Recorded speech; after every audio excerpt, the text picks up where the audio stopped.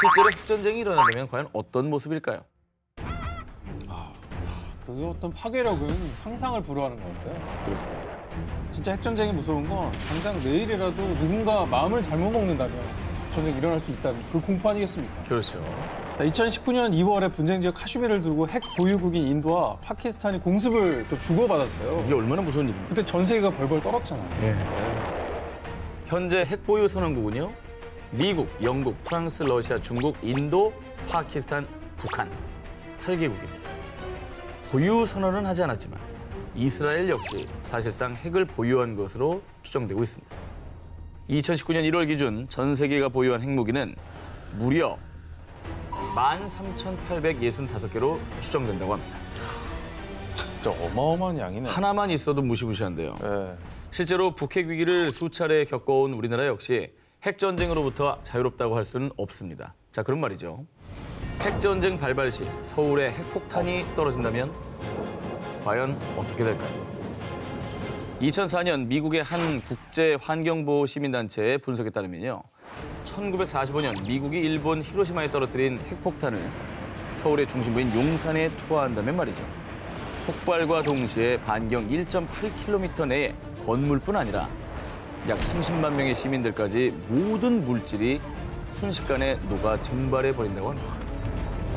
게다가 일명 죽음의 죄로 불리는 방사능 낙진으로 인해 2주에서 6주 내 사망자는 90만 명에 이르고요. 극소량의 방사능이 노출되더라도 평생 방사능 후유증으로 고통받을 것이라고 추정을 했습니다. 근데 저게 1945년이잖아요. 이제 막 핵폭탄이 개발됐을 때의 위력이 저 정도였는데 지금은 요새 거는 훨씬 더 파괴력이 클 거 아니에요. 그렇죠. 자, 그 피해를 가늠해본 논문이 있는데요. 그래요? 2019년 10월 미국의 두 대학교의 공동연구팀이 한 과학저널에 게재한 논문에 따르면요. 2025년 인도와 파키스탄 사이에 전면적인 핵전쟁 발발 시 최대 1억 2,500만 명이 사망할 것으로 추산했다고 합니다. 진짜 엄청나네요. 이건 뭐 재앙이라고밖에 할 수 없는 그런 사망자 수네요. 그렇습니다. 세계를 파멸시킬 무서운 재앙 19, 10위 공개합니다. 핵폭탄보다 무서운 공포의 백색 가루. 2019년 1월 15일 미 유명 시사 일간지 보도. 핵보다 치명적인 이것. 지구상에서 인류의 삶을 끝낼 수 있다. 이 무시무시한 경고를 한 이유는요. 탄저균 때문이었습니다. 이거 지금도 뉴스에서 봤던 기억이 나고. 최근에 뭐 시사 뉴스로도 많이 등장했었잖아요. 공포스러운 이름입니다. 이 탄저균은 소량이라도 공기 중에 노출되면 흡입한 사람의 혈액 내 면역세포를 손상시켜서요. 고열과 오한 등의 증상이 나타나다가 심각한 호흡곤란과 쇼크를 유발, 심하면 사망까지. 치사율이 무려 80%에 달하는 아주 강력하고 치명적인 균입니다. 그런데 제1차 세계대전 당시 독일을 시작으로 일본, 영국 등 여러 국가에서 아주 경쟁적으로 탄저균을 생화학 무기로 개발한 겁니다. 그래서 무기화된 탄저균은 하얀 분말 형태로 만들어져서요.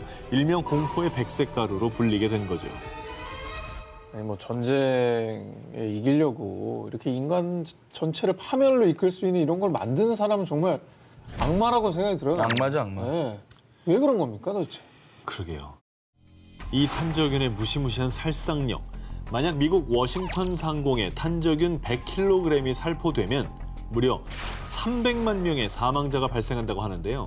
1945년에 일본 나가사키에 투하된 원자폭탄보다 무려 약 50배 이상의 파괴력을 지닌 거라고 합니다. 생화 무기는 진짜 사람만 죽이는 거잖아요. 그렇죠. 굉장히 고통스럽게. 네, 너무 고통스럽게. 더 끔찍해요, 저는 이게 더. 근데 이게 실제로 사고가 있었습니다.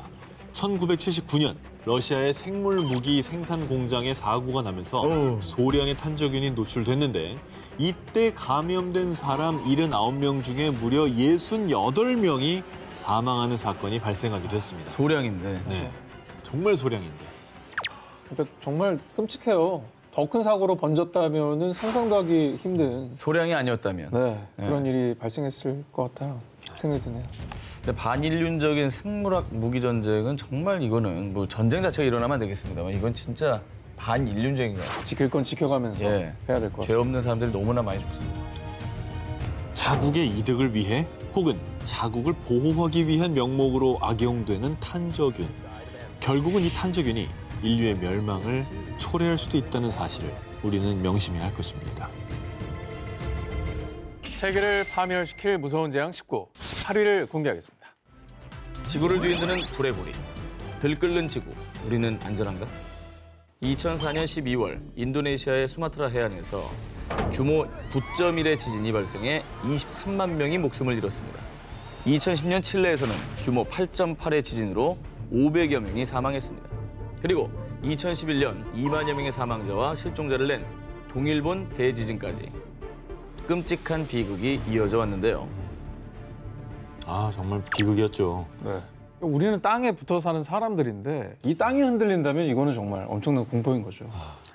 자, 그런데 지진으로 막대한 피해를 입은 이 나라들의 공통점, 바로 환태평양 조산대에 속한다는 것입니다. 태평양을 둘러싼 약 4만 킬로미터의 지역이 환태평양 조산대인데요. 자, 이 지역을 이으면 고리 모양이어서 일명 불의 고리로 불리고 있습니다. 자, 그런데 판 구조론에 따르면요. 지구를 이루는 10여 개의 판들의 경계 부분에서 지각 변동이 활발한데 특히 환태평양 조산대가 판의 경계에 모여 있어서 전 세계 지진의 무려 90% 이상이 이 환태평양 조산대에서 발생하는 거라고 합니다. 자, 그리고 우리 한반도는 유라시아판 내부에 위치해 있어서 환태평양 조산대에 속하진 않습니다만 절대 안심할 수는 없습니다.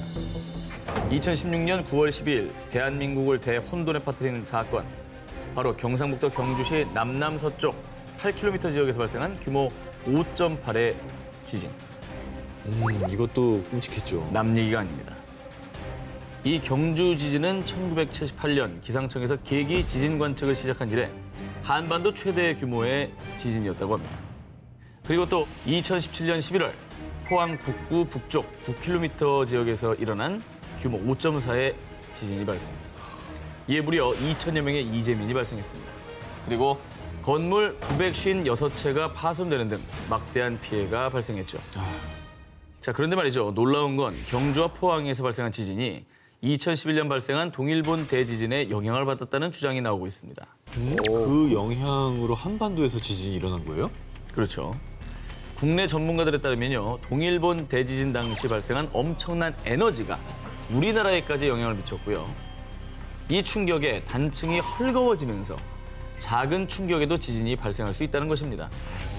실제로 기상청의 한 지진 전문 분석관은 동일본 대지진 이후 한반도의 지진 빈도가 늘어났다고 전하기도 했습니다. 근데 사실 일본 같은 경우에는 뭐 그거에 대비해서 건물도 뭐 그런 설계를 많이 하잖아요. 내진 설계. 우리는 잘 안 하고 있지 않나요? 문제점 많을 것 같은데 우리나라는. 그렇습니다. 국내에서는 1988년이 돼서야 6층 이상 또 10만 제곱미터 이상 건물에 대해서만 내진 설계가 의무화되기 시작했습니다. 자, 그러니까 그 이전에 지어진 건물이 지진 위험에 크게 노출돼 있는 것이겠죠. 그리고 지진 때마다 나오는 이름이 있죠. 필로티 구조. 이 벽면이 없이 하중을 견디는 기둥으로만 설치된 개방형 구조를 말하는데요. 웬만한 빌라는 다 지금 네. 저런 구조잖아요. 그렇습니다. 그런데 이 필로피 구조에 내진 설계가 제대로 안 된 경우가 많다고 하는군요. 때문에 지진에 취약해 연쇄 붕괴 위험이 높은 것이죠. 아, 저렇게 되는 거예요? 기둥이 부서지면서? 근데 이게 한반도 어느 곳에 일어나도 저런 건물 많기 때문에 많아요, 너무 많아요. 이런 붕괴에 그대로 노출될 수밖에 없다는 거잖아요. 이건 남의 일이 아니네, 이거. 끔찍한 재앙은 예고 없이 찾아옵니다. 안전 대비만이 더 큰 재앙을 막을 수 있습니다. 자, 이어서 다음 특종입니다. 자, 불의 고리의 공포, 지진이 전부가 아닙니다. 지난 12월 9일 뉴질랜드를 공포에 몰아넣은 소식. 뉴질랜드 화이트 아일랜드 화산 폭발. 불의 고리. 환태평양 조산대에 속하는 뉴질랜드의 화이트 아일랜드에서 예고도 없이 화산이 폭발해서 21명이 숨지는 사건이 발생했습니다. 하늘을 거의 뒤덮었네요. 아, 저거 너무 무섭다. 그런데 더 심각히 우려가 되는 건요. 뉴질랜드 화이트 아일랜드 화산 폭발 이후 환태평양 조산대 이 불의 고리의 활동이 심상치 않다는 분석이 쏟아진 것입니다. 뉴질랜드에 이어서 1월 9일 멕시코 수도 멕시코시티 인근의 포포카테페틀 화산이 폭발, 이어서 1월 12일에는 필리핀의 탈 화산에서 무려 15km 높이의 화산재 기둥이 치솟으며 분화해서 수천 명이 대피하고 수도권 일대가 마비되는 상황까지 벌어졌습니다. 그러니까 이게 한 달 사이에 말씀하신 대로 3번이나 큰 화산이 폭발을 한 거잖아요. 그렇습니다. 자, 현재 지구상에 있는 활화산은 약 850여 개로 집계가 되고 있습니다. 이 중에 무려 약 75%가 환태평양 조산대에 밀집해 있어서 이 공포감은 더 이루 말할 수가 없는 상황입니다. 진짜 뭐 다 우리나라 근처에 있네요. 네. 아니 최근에 그래서 그 영화도 히트했잖아요. 그 백두산 폭발을 주제로 했던 영화 백두산. 이거를 보면은 정말 만약에 저런 일이 일어나면 어떻게 될까? 우리나라는 그래서 화산 폭발 가능성이 있는 거예요? 자, 아까 말씀드린 대로 이제 한반도는 불의 고리, 환태평양 조산대로부터 비켜나 있긴 하지만요. 결코 안전지대는 아닙니다. 실제로 946년 발생한 백두산 폭발은요. 지구 역사상 가장 큰 화산 폭발로 꼽히는데요. 당시 방출된 화산 에너지는요. 히로시마 원자폭탄 에너지의 무려 16배, 동일본 대지진의 무려 4배에 해당될 것으로 추측된다고 합니다. 진짜 그럼 정말 사상 최악의 화산 폭발이었네. 그죠. 실제로 여러 전문가들은요. 백두산이 우리에게 신호를 보내고 있다고 주장을 하고 있습니다. 2003년부터 백두산에서 균열과 산사태가 발생하기 시작을 했고요. 또 2004년 백두산의 한 계곡 인근에서 말라 죽은 나무들이 관찰됐는데 전문가들은 이를 지하에서 표출된 유독가스를 주된 요인으로 추정을 하고 있습니다. 무섭다. 근데 백두산 화산 전조 현상이라고 우리가 생각하게 된다면 야 이거는 막을 수가 없잖아요. 그렇죠. 만약에 정말 폭발하면 어떻게 되는 거예요? 국내 한 전문가는요. 만약에 946년에 일어난 백두산 분화의 단 1% 수준의 분화만 일어나도 북한의 함경도와 양강도 지역의 300만여 명의 주민이 재해 영역에 포함이 되고 천지 아래 이산화탄소가 분출되면 반경 50km 내에 있는 사람과 동물들이 무방비로 질식사할 수 있다고 추정을 했습니다. 와, 진짜 무섭다. 지하 깊은 곳에서 여전히 들끓고 있는 마그마. 재앙을 미리 막을 수 있는 시스템 구축과 재해 대응에 대한 매뉴얼 반드시 꼭 마련돼야 할 것 같습니다. 세계를 파멸시킬 무서운 재앙 19, 16위 공개합니다. 뇌를 파괴하는 살인, 모모. 2015년 8월 미국 텍사스주 육상 선수인 14살 마이클 존 라일리 주니어는 샘 휴스턴 주립공원의 한 호수에서 수영 훈련을 했는데요. 그런데 수영 훈련을 마치고 며칠 뒤 머리가 왜 이렇게 아프지?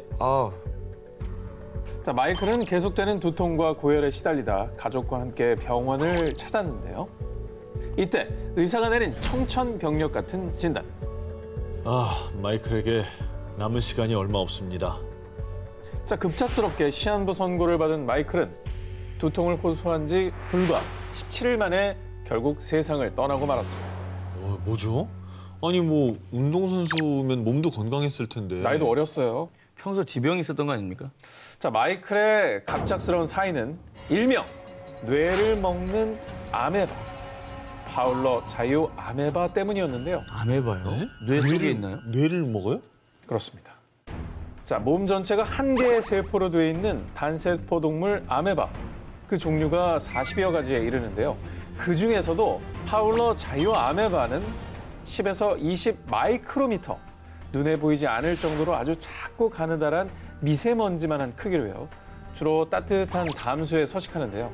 이 파울러 자유 아메바가 있는 물이 피부에 닿거나 물을 마신다고 해도 인체에 큰 영향은 없지만요. 그러나 문제는 이 아메바가 코를 통해 들어갔을 경우입니다. 코 속으로 들어간 파울러 자유 아메바는 코 점막을 뚫고 후식령을 따라 뇌로 이동하는데요. 정말 끔찍하게도 뇌에 침투한 아메바는 뇌세포를 갉아먹고 뇌세포를 괴사시킨다고 합니다. 무섭네요. 그야말로 뇌를 파먹는다는 얘기죠.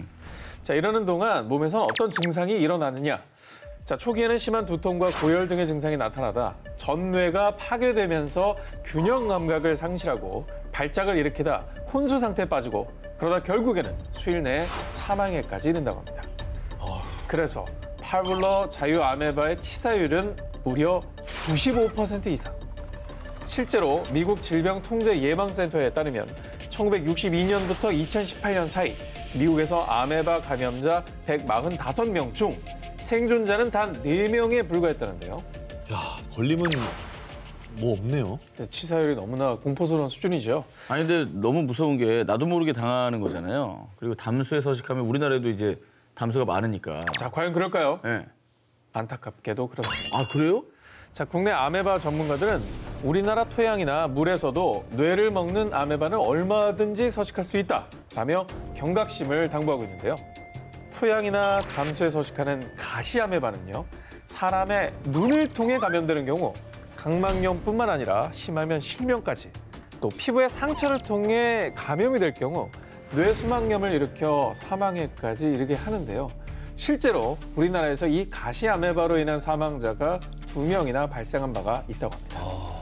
야, 이 뇌 먹는 아메바는요, 아직까지 효과적인 치료약이 없다고 합니다. 그래서 미국 질병통제예방센터에서 파울러 자유아메바 감염을 막기 위한 주의사항을 발표했는데요. 수온이 높은 담수에서는 가급적 수영을 피하고요. 또 수영을 하실 때 꼭 코마개를 착용할 것을 당부하고 있습니다. 코마개. 기왕이면 뭐 코도 막으시고요. 그리고 수경도 잘 좀 착용을 하셔야 될 것 같습니다. 자, 세계를 파멸시킬 무서운 재앙 19, 15일 공개합니다. 세계를 덮친 개미와의 전쟁. 지난 2017년 9월에 전해진 충격 보도. 한반도 생물 안보 위협. 한반도를 덮친 위협적인 존재는 바로 붉은 불개미였습니다. 어찌나 피해가 극심했는지 살인개미로까지 불렸던 녀석입니다. 붉은 불개미, 크기는 약 2.5에서 6mm에 불과합니다. 하지만 꼬리 부분에 치명적인 독성 성분인 솔레놉신이 포함된 날카로운 침이 있는데요. 이 침에 쏘이면 마치 화상을 입은 듯 심한 통증이 일어나고요. 심할 경우에는 호흡곤란과 의식장애 등의 쇼크 증상을 유발, 자칫 사망에까지 이를 수가 있습니다. 야, 이 남미가 원산지인 붉은 불개미는요, 현재 세계 자연보호연맹에서 지정한 세계 최악의 외래 침입종 중에 하나입니다. 1930년대 미국을 시작으로 호주, 뉴질랜드, 필리핀, 일본, 중국 등 전 세계로 계속 확산되고 있는데요. 정말 무서운 녀석인 게 이 붉은 불개미가요, 식물의 씨는 물론이고요, 심지어 새 둥지를 공격해서 어린 새를 잡아먹기까지 합니다. 와, 이 식성이 어마어마해요. 아니, 새를 어떻게 먹어? 자, 또 붉은 불개미가 집을 지은 농경지는 식물이 뿌리를 내리지 못합니다. 이 생태계에도 막대한 피해를 끼치는데 2017년 부산항에서 국내 최초로 붉은 불개미 1000여 마리가 발견됐을 때 어떡해? 핵폭탄이야, 핵폭탄. 검역 당국은 즉각 소독 조치를 실시, 개미 유인용 트랩 160여 개를 설치하고요. 대대적으로 정밀 조사에 나섰는데요. 하지만 8개월 뒤인 2018년 5월 또다시 부산항에서 발견됐고요. 그 뒤에 인천항, 평택항 등에도 등장. 그리고 심지어는 항구를 넘어 내륙까지 침범했는데 대구 아파트 건설 현장에서 붉은 불개미 830여 마리가 발견되기도 했습니다. 이때 발견된 것 중에는 번식 능력 있는 여왕개미도 있었다고. 아, 그놈이 문제네. 엄마가 있었어? 그렇죠. 지금도 어딘가에서 우리를 노리고 있을 붉은 불개미. 더 이상 피해가 발생하지 않도록 확실한 조치가 필요할 겁니다. 세계를 파멸시킬 무서운 재앙 19, 14위를 공개하겠습니다. 죽음을 부르는 살인 모범. 2018년 4월 20일 남을 채취하던 60대 여성 사망. 2019년 8월 26일 산에서 풀을 벤 후 고열에 시달리던 80대 남성 사망. 왜 그러죠? 자, 이들이 사망을 한 이유, 바로 공포의 살인 진드기 때문입니다. 작지만 어마무시한 이 녀석의 이름은 참진드기인데요. 참진드기 중에서도 SFTS 바이러스를 보유한 참진드기에 감염되면요, 6일에서 14일간의 잠복기 이후 고열, 구토, 설사를 하다 심한 경우에는 콩팥 등 여러 장기가 제 기능을 잃는 다발성 장기 부전이나 혼수 상태에 빠져 사망에 이르기까지 한다고 합니다. 진짜 무서운 놈이네. SFTS 바이러스 감염자는 2011년 중국에서 처음 확인됐고요. 이 살인 진드기는 중국을 시작으로 일본과 우리나라에까지 발견. 이 살인 진드기가 있는 곳은 주로 산의 풀숲이나 잔디밭에 서식하고 있다가 사람이나 동물에게부터 감염을 시키는데요. 아, 이 풀숲이나 잔디밭을 아예 안 들어갈 수도 없고. 봄에 또 조심해야 돼요. 네. 그런데 또 조심해야 될 건요, 단순히 숲이나 잔디밭을 피한다고 감염을 막을 수 있는 게 아닙니다. SFTS 바이러스를 보유한 참진드기와 직접적인 접촉이 없더라도 감염자의 혈액이나 타액으로도 전염될 수 있다고 합니다. 타액으로도. 그렇습니다. 그리고 2017년 일본에서는 참진드기에 물려 SFTS 바이러스에 감염된 반려견의 타액을 통해 사람이 감염된 사례도 있다고 합니다. 치사율이 무려 30%에 달하는 SFTS 바이러스. 국내에서는 2013년부터 2018년까지 감염자만 866명, 그중 174명이 사망했습니다. 이게 사망률이 되게 높네요. 사실 높네요. 네, 이렇게까지 무서운 건지는 정말 몰랐습니다. 그 진드기 앞에 살인자가 붙을 때는 이유가 있네요. 그렇습니다. 네. 그런데 작년 들려온 희소식, 바로 국내 한 대학 연구팀에 의해 SFTS 바이러스 감염을 예방하는 백신이 개발이 되었다고 하는데요. 자, 눈에 보이지 않는 공포, 살인 진드기. 올해부터는 살인 진드기로 인한 피해가 더 이상 일어나지 않기를 바랍니다. 세계를 파멸시킬 무서운 재앙 19, 13위 공개합니다. 지구촌 식량 위기, 모모모의 습격. 2020년 2월, 이것은 소말리아의 식량 안보에 중대한 위협이 되고 있습니다. 라며 소말리아 정부가 국가 비상사태를 선포, 그리고 파키스탄 정부 역시 이것 때문에 국가 비상사태를 선포했는데요. 뭐죠? 기억나세요? 뭐 때문이지? 소말리아? 네. 여러 나라들을 두려움에 떨게 한 이것의 습격, 바로 메뚜기 떼입니다. 아니 이게 뭐야? 날라다니는 와, 거야? 이게 저게 다 진짜 메뚜기입니다. 빈 공간보다 차 있는 공간이 더 많아. 이거 어떻게 해야 되나? 과거 농경사회에서 주요 소득원이었던 농작물을 먹어치우며 큰 재앙을 몰고 왔던 메뚜기 떼. 그런데 이 메뚜기 떼의 공포는 지금도 계속되고 있는데요. 이거 어떻게 해야 돼? 2019년 6월경부터 케냐, 에티오피아, 파키스탄 등에 출몰한 이 사막 메뚜기는요. 무려 8천만여 마리가 무리를 지어서 1제곱킬로미터 크기의 규모를 이루며 날아다닙니다. 저도 궁금해서 찾아봤는데 네. 먹는 양이 어마무지하대요 또. 아니 그러니까 죽여야 될 거 아니에요. 네, 저 어떻게 정도 헬기를 뿌리면 안 돼요? 개체수면은 그냥 그 해 농작물은 다 먹어치운다고 봐도 되니까 모르겠네. 고통스러울 수밖에 없는 거죠. 그렇습니다. 아, 이 그렇죠. 문제는 충격적이다. 이 사막 메뚜기 떼들이 한 마리당 무게는 고작 2g 정도인데요. 이 잡식성이에요. 그래, 그래서 다 쌀, 고리, 비료, 목화, 옥수수, 바나나 가리지 않고 닥치는 대로 다 먹어치워서요. 이 사막 메뚜기 떼들은 하루 만에 약 3만 5천 명분의 식량을 순삭한다고 합니다. 순삭. 자, 근데 원인부터 찾아야죠. 갑자기 이런 메뚜기 떼가 창궐한 이유는 뭐라고 합니까? 좋은 질문입니다. 메뚜기 떼들은 주로 고온 다습한 환경에서 번식하는데요. 과학자들은 지구 온난화로 인한 이상 기후 때문에 동아프리카 지역에 예년보다 많은 비가 내렸고 습한 환경이 조성돼서 메뚜기들이 창궐한 것으로 추측하고 있다고 합니다. 자, 이제부터 정말 더 두려운 건요. 이 메뚜기가 정말 전 세계에 더 큰 재앙을 불러올 수도 있다는 겁니다. 이 사막 메뚜기들은 바람을 타면 하루에 약 150km 이상도 이동할 수가 있기 때문에 다른 국가들로도 빠르게 확산될 수가 있을 뿐만 아니라 UN 식량농업기구에 의하면 이대로 사막 메뚜기 떼를 방치할 경우에는 올해 6월까지 무려 약 500배로 증가할 수 있다고 합니다. 그래서 현재 메뚜기 떼가 창궐한 국가에서는 소형 비행기를 동원해 살충제를 뿌려서 메뚜기 떼들을 박멸하려고 하지만 이 역시 임시 방편일 뿐 근본적인 해결책은 아닌 상황입니다. 정말 안타깝습니다. 인류의 식량 안보를 위협하는 메뚜기 떼, 비단 아프리카의 문제만은 아닙니다. 이제라도 전 세계가 나서서 더 큰 재앙을 막아야 할 때입니다. 세계를 파멸시킬 무서운 재앙 19, 12일 공개합니다. 살인 바이러스의 숙주가 된 모모. 인류를 구하러 온 히어로에서 한순간 공포의 대상이 되어버린 존재가 있습니다. 바로 박쥐입니다. 최근에 전 세계를 공포로 몰아넣은 코로나19가 박쥐에서 유래된 한 바이러스와 약 80% 정도의 유사성을 보였기 때문이죠. 박쥐가 뭐 그 정도라면 유력한 어떤 범인으로 지목될 만한데요. 뭐 다양한 썰들이 있죠. 네. 천상갑이다 뭐 이런 말도 맞아요. 그런 말도 있었습니다. 있죠. 자, 그런데 말입니다. 박쥐가 바이러스의 주범으로 용의선상에 오른 것은 코로나19가 처음이 아니었습니다.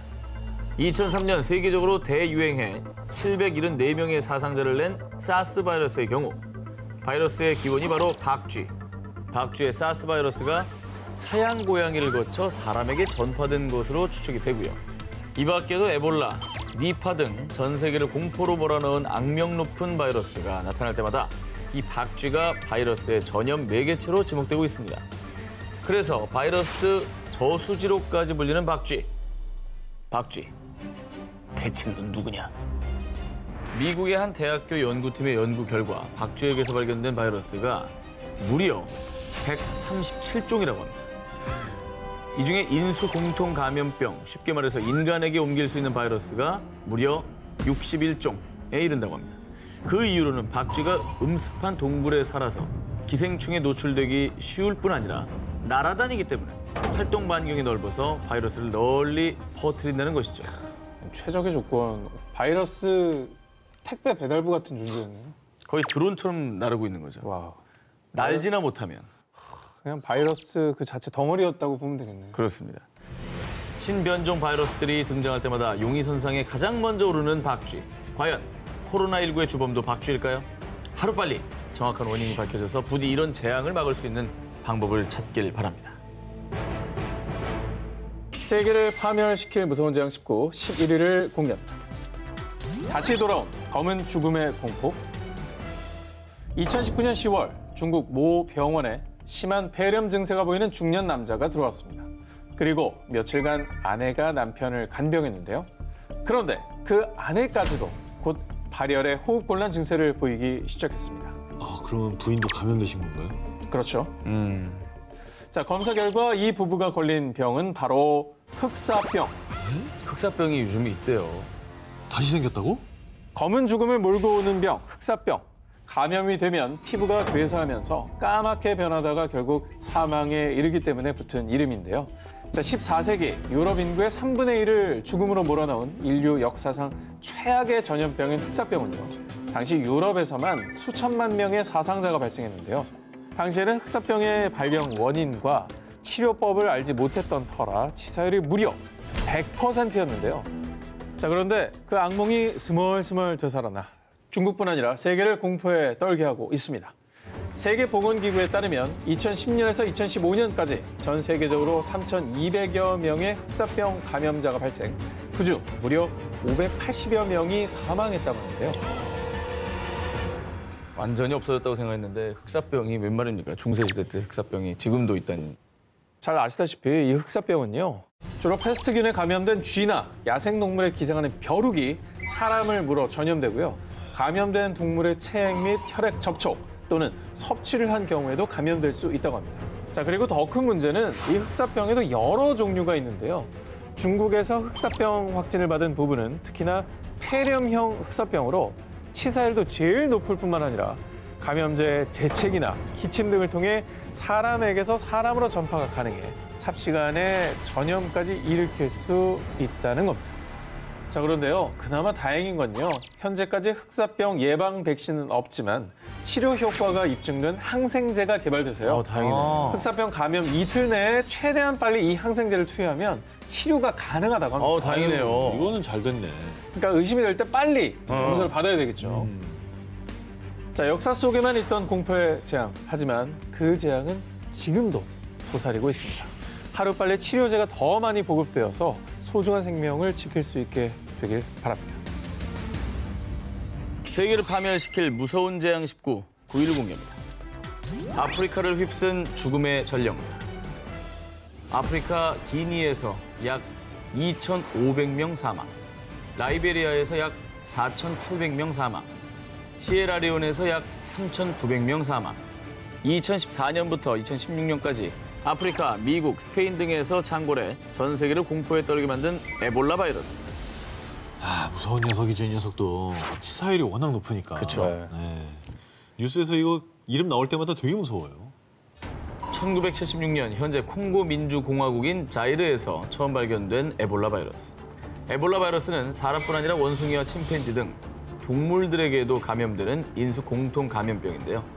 과학자들은 과일박쥐와 고릴라 등 동물들에게서 전파된 것으로 추측하고 있지만 현재까지도 정확한 원인과 감염 경로가 밝혀지지 않고 있습니다. 그게 빨리 규명돼야 치료제도 나오고 네. 좀 더 연구가 진전이 될 것 같은데 안타깝습니다. 일명 죽음의 전령사라 불리는 에볼라 바이러스. 감염 증세가 심할 경우 출혈열로 인해 내부 장기와 주사를 맞은 피부 부위와 코와 입, 결막에서 출혈이 발생. 아휴. 그리고 결국엔 바이러스가 신장과 간 같은 장기에 침투해 결국 사망에 이르기까지. 치사율이 최대 90%에 달한다고 합니다. 아, 90%면 정말 거의 다 한 거네. 거의 다 걸리면 이제 정말 죽음을 생각해야 되는 그런 무서운 병인 거죠.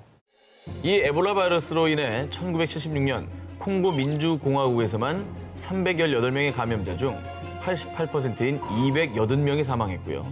그리고 2014년엔 서아프리카를 중심으로 미국, 영국, 스페인 등지까지 창궐해서요. 2016년까지 2년여간 전 세계적으로 약 28,600명의 감염자가 발생했습니다. 그중에 약 11,300명의 사망자를 기록했다고 합니다. 당시 해외 언론들은요, 세계 최악의 에볼라 위기라고 보도하며 전 세계가 에볼라 바이러스 공포에 휩싸였습니다. 자, 그러던 2016년 6월 세계보건기구인 WHO에서 에볼라 바이러스 종식을 선언하며 위기를 넘기나 했지만 또다시 에볼라가 확산. 에볼라 바이러스의 공포는 끝날 듯 끝나지 않고 있습니다. 아니 뭐 그러면 아직도 진행 중인 거예요? 진행 중이죠. 정말 다행히도 2019년 미국에서 개발한 백신이 전 세계 최초로 WHO의 인증과 EU 조건부 승인을 통과, 올해 안으로 공급될 예정이라고 합니다. 아, 진짜 다행이다. 백신이 나왔네 그래도 다행히. 하루빨리 좀 많이 공급이 돼야 될 것 같아요. 지금 이 시간에도 지속되고 있는 에볼라 바이러스의 공포, 부디 비상사태가 아닌 영원한 종식 선언이 전해지는 그날이 오길 바랍니다. 세계를 파멸시킬 무서운 재앙 19, 파리로 가겠습니다. 여행지에서 당신을 노리는 이것. 동남아시아 여행을 계획한다면 정말 조심해야 할 게 있습니다. 동남아시아를 집어삼킨 공포의 바이러스, 바로 지카 바이러스와 댕기열인데요. 한두 개가 아니구나. 그래서 여행지에 도착해서 로밍 딱 키면 제일 먼저 뜨죠. 예, 안전 문자 이렇게 오잖아요. 네. 지카 바이러스랑 뭐 댕기열 꼭 주의를 해야 된다. 긴 소매 입어라, 긴 바지 입어라 이런 네. 거 오죠. 특히 모기 뭐 기피제. 임신부, 그다음에 돌아온 다음에는 꼭 증상이 발견되면 1339로 신고해라. 이런 문자까지. 국내에서도 첫 댕기열 감염자가 신고된 2001년을 시작으로 급기야 2013년에는 250명을 돌파. 국내 감염자들의 주요 감염 발생 지역은 역시나 동남아시아였다고 합니다. 자, 그렇다면 동남아 여행 중에 현지 풍토병인 지카 바이러스 또 댕기열의 감염을 피하기 위해 가장 조심해야 할 게 무엇이냐? 바로 모기입니다. 1947년 우간다의 지카 숲에서 처음 발견된 지카 바이러스는 2007년 태평양을 횡단해 2016년에는 브라질까지 집어삼켰는데요. 지카 바이러스의 핵심 매개체는 이집트 숲모기로요. 이 모기에 물려 지카 바이러스에 감염되면 두통, 발열, 근육통, 피부 발진 등의 증상이 나타나고요. 가장 심각한 건 만약 임산부가 지카 바이러스에 감염되면 머리와 뇌가 정상보다 작은 선천성 기형, 소두증인 아이를 출산할 확률이 높다는 겁니다. 너무너무 무서운 것 같아요, 정말. 그렇죠. 그리고 이집트 숲모기가 퍼뜨리는 또 다른 공포의 전염병. 지난해 필리핀에서만 1000여 명의 사망자를 낳은 댕기열. 이 댕기열은 고열을 동반한 급성 열성 질환으로요. 두통과 근육통과 함께 초기에는 신체 전반에 붉은 반점이 나타나고요. 그 뒤 목 부위의 림프샘이 비정상적으로 커지면서 코피나 잇몸 출혈, 혈변 증상이 유발되는데 아, 무섭다. 네, 엄청 고통스럽다고 하더라고요. 그랬죠. 예, 고열에 그 정말 혈변까지. 미국 질병통제예방센터에 따르면요. 매년 4억 명 정도가 이 댕기열 바이러스에 감염된다고 합니다. 이게 모기가 굉장히 작잖아요. 근데 이 안에 정말 무시 못할 엄청난 병들이 존재할 수도 있다는 거 아니겠습니까? 주의를 해야 되겠어요. 약 90명의 군인을 태운 미군 수송기 플라잉 타이거 라인 739편은요. 캘리포니아에서 최종 목적지인 베트남을 향해 출발했습니다. 그런데 이틀 후 현재 위치를 보고하라. 739편 응답하라. 마지막 교신으로부터 몇 시간 후 739편은 갑작스럽게 연락이 두절. 태평양 한가운데서 감쪽같이 실종되는 전대미문의 실종 사건이 벌어졌습니다. 그런데 정말 미스터리한 점은요. 사고가 발생한 날은 맑은 날씨, 기상 악화로 인한 사고는 아니었고요. 739편이 실종된 곳은 전투 지역도 아니었습니다. 그렇게 사건이 미궁에 빠지려던 찰나. 두 개의 불덩어리가 바다에 떨어지는 걸 봤어요. 사고 당일 739편의 비행 지점 인근 바다에서 항해하던 라이베리아 유조선 승무원들이 하늘에서 밝은 섬광을 목격했으며 불에 휩싸인 두 개의 물체가 바다에 빠졌다고 증언한 겁니다. 취했나 보다. 그러니까 잔해가 이제 두 개로 박살이 나면서 폭발이 일어났거나. 네. 이게 근데 외부의 공격이 없으면 그게 힘들거든요. 실종된 739편을 찾기 위해 미 함대와 공군 등을 투입. 약 8일간 태평양 52만 제곱킬로미터를 대대적으로 수색했지만 시신이나 잔해 등 그 무엇도 발견되지 않았습니다. 굉장히 큰 수정군이에요. 그러게. 그리고 1년 후 미국 민간 항공국은 비행 중 파괴된 것으로 보이나 사고 원인을 알 수 없다라고 발표했는데요. 그리고 미국 정부는 739 편이 전투 지역이 아닌 곳에서 사고가 났다며 베트남전 참전용사 기념관에 739 편에 탑승한 군인들의 이름 등재를 거부해왔습니다. 그러니까 섬광은 일부러 저기 격추된 것처럼 보이게 하려고 뭐 만든 것 같고 다른 데 이제 납치했을 가능성이 높아 보이는데. 근데 군수송기라는 게 뭐 내부에 적이 있어야 그런 일이 일어나는 아니 거야? 그리고 주변에 잔해가 없었거든요. 진짜 미스터리하네. 1968년 6월 15일 베트남 전쟁 당시 남베트남과 북베트남 사이에 비무장지대를 지나던 미군의 순찰함. 그런데 이런 비행체가 아군을 공격 중. 지원바람, 지원바람. 순찰함은 정체불명의 비행체에게 공격을 받아 침몰했고요. 안타깝게도 5명의 사망자가 발생. 그리고 다음 날 새벽 호주군의 구축함 역시 비무장지대에서 의문의 비행체에 공격을 받았습니다. 침몰한 순찰함을 뒤따르던 두 번째 순찰함에 타고 있던 군인들에 따르면 그날 밤 의문의 비행체가 발견됐고 곧바로 앞서가던 순찰함이 파괴되면서 밝은 빛이 터져나왔어요. 당시 미군은 정체불명의 비행체를 적군의 헬리콥터라고 불렀지만요. 사고 당시 해당 지역에 미군과 호주군의 적군인 베트콩의 헬리콥터가 출격했다거나 아군의 헬리콥터가 비행했다는 보고도 없었습니다. 헬리콥터가 없었다는 얘긴데 그럼 뭐지? 아니 뭐 적군도 아니고 뭐 비행 기록도 없다 그러면 의문의 그 비행체는 있었다잖아요. 그게 뭡니까? 그런데 정말 미스터리한 점은요. 미 공군의 보고서에 따르면 사건 발생 전후로 사고 지점인 비무장지대에서 약 30개의 이상한 불빛의 움직임을 발견. 이 수상한 빛은 6차례나 목격됐는데요. 그런데 이상한 점은 이 빛은 밤에만, 특정 지역에서만 발견됐다는 겁니다. 진짜 외계선이었습니다. 그리고 베트남 전쟁 당시 군인들의 의문의 불빛과 함께 목격한 비행물체 중 일부는요. 당시 500km 속도의 미군 비행기보다 3배 빠른 속도였다고 하는데요. 그래서 일부 사람들은 의문의 불빛과 정체불명의 비행체에 대해 UFO가 배들을 공격한 거다라고 주장하기도 했습니다. 저거 말고 할 소리가 없다, 진짜.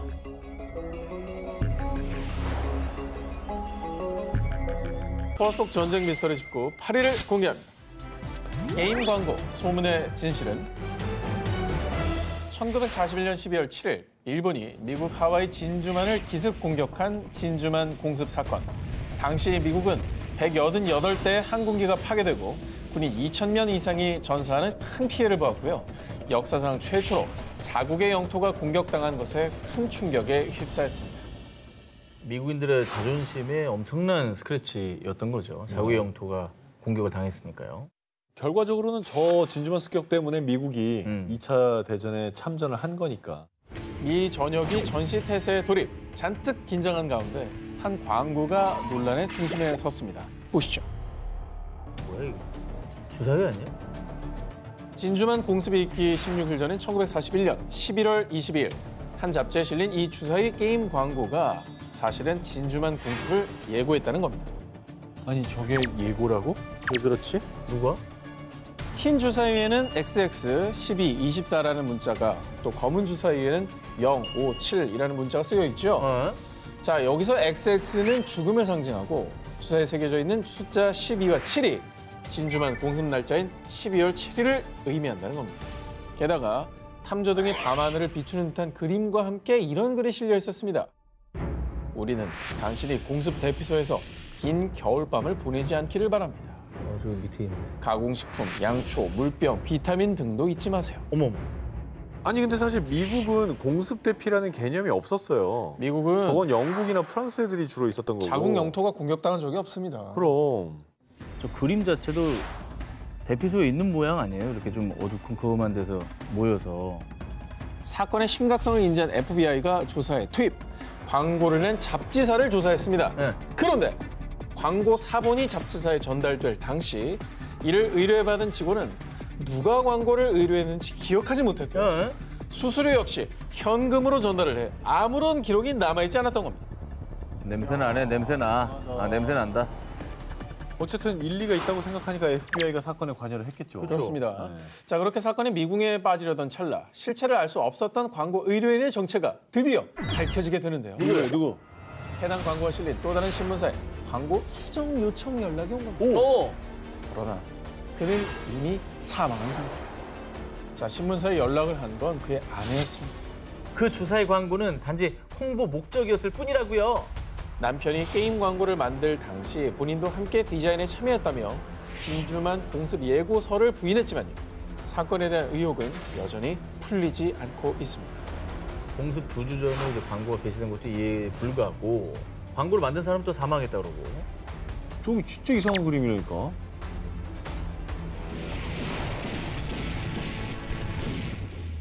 포화 속 전쟁 미스터리 19 16위를 공개합니다. 로커비 테러의 진범은 누구인가? 1988년 12월 21일 런던발 뉴욕행 미국 여객기가 스코틀랜드 로커비 상공에서 폭발. 아유. 탑승객 전원과 로커비 지역 주민까지 총 270명이 사망하는 끔찍한 사건이 발생했는데요. 전 세계를 충격으로 몰아넣은 이 사건은 사고가 아닌 테러로 판단. 미영 합동수사팀은 일명 로커비 테러에 대한 조사에 돌입했습니다. 비행기가 떨어진 쪽에도 민가가 있었나 보네요. 피해를 또 입었었던 거죠. 아유. 너무 많은 사람들이 희생이 됐네요. 네. 자, 사건 발생 3년 뒤인 1991년 미영 합동수사팀의 발표. 로커비 사건은 리비아 정보 당국이 자행한 테러입니다. 1986년 미국의 리비아 공습에 대한 보복으로 리비아가 로커비 테러를 일으켰다는 겁니다. 테러 용의자로는 M항공의 대표 칼리파 파미아와 항공사 직원으로 위장한 리비아 정보요원 알 메그라이를 지목. 이들이 시한폭탄을 숨긴 카세트 녹음기를 몰타해서 뉴욕으로 탁송한 뒤에요. 런던에서 여객기에 실리도록 공작했다고 추론했는데요. 테러의 증거는 사건 현장에서 발견한 시한폭탄 장치 파편, 그리고 폭탄과 같은 가방에 있던 옷. 그 사람이 우리 상점에서 그 옷을 산 것 같아요. 몰타의 한 상인이 그 옷을 리비아 정보요원에게 판매했다는 주장이 유일한 증언이었습니다. 일반적으로 저 사람이 이 옷을 여기서 사갔다라는 건 너무 애매한 표현이지 않나. 저 기억이 나나 그리고. 당시 일각에서는 리비아가 아닌 이란을 로커비 테러 배후로 지목했는데요. 앞서 그해 7월 페르시아만에서 미 해군이 이란 여객기를 전투기로 오인 격추한 사건에 대한 보복 테러라는 겁니다. 그리고 결정적으로 이란의 지원을 받는 첩보원 중 마르완 압둘 크리사트의 차량에서 로커비 테러 당시 기폭장치로 사용된 기압식 타이머가 발견됐는데요. 하지만 독일 경찰은 증거 불충분으로 그를 석방했습니다. 야, 근데 이거 타이머가 나왔는데 왜 증거 불충분이죠? 난 타이머가 훨씬 신뢰감 있는 것 같은데. 그 상인의 증언보다 훨씬 그렇죠. 신빙성 있는 거 아니에요? 네. 당시 리비아 당국은 미국의 용의자 신병 인도 요구를 완강히 거부했는데요. 하지만 미국과 영국은 유엔 안보리 경제 제재로 리비아를 강력히 압박. 결국 경제난에 허덕이던 리비아는 로커비 테러 책임을 인정했고요. 1999년 테러 용의자들을 인도받은 스코틀랜드 법원은 2001년 알 메그라이에게 종신형을 선고했습니다. 자, 그런데 말입니다. 복역 8년 만에 석방된 알 메그라이. 종신형이에요. 아니 8년이 짧은 세월은 아니지만 종신형 받은 사람이 나올 만큼의 세월도 아닌데. 희생자 수를 생각해봐. 8년은 아니죠. 당시 스코틀랜드 법원은 암 판정을 받은 알 메그라이에 대한 인도적 석방이라고 밝혔지만요. 일각에서는 알 메그라이가 범인이 아니니까 풀어준 거 아니냐라며 의심의 목소리를 높였습니다. 실제로 알 메그라이는 끝까지 결백을 주장. 그가 석방될 당시 리비아 국민들은 로커비의 영웅이 돌아왔다라며 그를 환대했습니다. 억울한 희생자인가? 아니 근데 만약에 그렇다면 아닌데 8년이나 가두는 건 그건 또 너무 심한 거 아니에요? 아니 근데 리비아 국가 산업에서 이제 산유 수출이 큰 비중을 차지하겠죠. 유엔에서 이제 경제 압박을 했으면 힘들긴 했을 텐데 그래서 테러 책임을 그냥 인정을 해버린 게 아닌가. 경제적인 이득 때문에. 그래서 뭐 명확한 증거가 없으니까 사건이 좀 의심스럽네요. 수수께끼가 가득한 로커비 테러 사건. 과연 리비아는 억울한 희생양이었던 걸까요? 사건은 아직도 미궁에 빠져 있습니다. 포화 속 전쟁 미스터리 19, 15위 공개합니다. 폭격에도 살아남은 지구 최강 모모. 지난해 5월 23일 러시아 모스크바에서 들려온 안타까운 소식. 어제 아침 세턴이 조용히 눈을 감았습니다. 세턴은 우리에게 하나의 시대를 상징했습니다. 78년 전 제2차 세계대전 당시 전쟁의 포화 속에서도 기적적으로 살아남았던 한 생명이 숨졌다는 소식에 사람들은 애도를 표했습니다. 전쟁 영웅? 그러니까 모두 추모를 하는 거 보니까 정말 산전, 수전, 공중전까지 다 겪은 아하. 영웅이 아닌가. 영웅이다. 자, 그러면 생전의 그 세턴의 모습을 영상으로 보여드리겠습니다. 이게 뭐죠? 네? 악어? 저기요? 뭘 저기요? 네? 그러니까 저 악어께서 악어께서 존칭으로 올라갔습니까? 왜냐하면 2차 세계대전을 겪었다는 거 아닙니까? 그렇다면 기본적으로 우리보다 나이가 많은 거예요. 많죠. 당연히 많죠. 네. 내가 말이야, 이 차 대전에서 히틀러 베를린 살았죠. 히틀러는 다 했어, 임마, 자식아, 임마. 84세 고령으로 숨진 악어 세턴이. 야, 84세. 때는 바야흐로 제2차 세계대전 중이던 1943년 11월 당시 영국군이 독일의 베를린을 급습. 무려 넉 달 동안 자그마치 45,517톤의 포탄으로 무자비하게 폭격을 했습니다. 이 베를린 대공습으로 인해 무려 4천여 명의 사망자와 만여 명의 부상자가 발생. 베를린의 수많은 건물이 무너지는 큰 피해가 발생했죠. 그냥 뭐 네, 도시가 촉박하죠. 날아갔네요, 진짜. 네. 그런데 우리의 생존력 갑 악어 세턴은요. 대공습으로 동물원에도 포탄이 떨어져 수많은 동물들이 목숨을 잃은 가운데 극적으로 탈출에 성공. 그리고 전쟁이 끝난 뒤인 1946년에 한 영국군 병사에게 발견되기 전까지 무려 3년이나 버티며 생존했습니다. 그래도 태어긴 했지만 어쨌든 전쟁은 끝났고 사람들이 많았을 텐데 그래도 몸집이 저렇게 큰데. 난 안 잡힌 게 너무 신기해. 도마뱀도 아니고 어떻게 악어가 안 잡혀? 이후에 영국군 병사에 의해 모스크바 동물원에 정착했던 세턴. 이제는 불행 끝, 행복 시작인 줄 알았는데 에이, 이 히틀러의 악어 기분 나빠. 이번에 세턴을 괴롭힌 건 루머. 과거 세턴이 베를린 동물원에 있을 당시 히틀러의 애정을 듬뿍 받는 수집품이었다는 소문이 돈 겁니다. 헐. 이에 방문객이 던진 돌멩이에 맞아 죽을 고비를 맞았지만 다시 한번 기사회생. 아니 그렇다고 악어한테 돌멩이를 던지냐? 히틀러가 데리고 키운 악어였다 하더라도 제가 무슨 죄가 있어? 근데 어쨌든 세턴은 참 기구한 삶을 살았네요, 진짜. 그렇죠. 말도 못하고 얼마나 억울해요. 자기도 피해자인데. 자, 그런데 말입니다. 악어 세턴의 미스테리한 생존력은 이뿐이 아니었습니다. 헐? 사실 세턴과 같은 미시시피 악어종의 평균 수명은요. 30년에서 50년에 불과합니다. 자, 그런데 세턴이 숨진 나이는 84세였던 겁니다. 장수하셨네요. 진짜.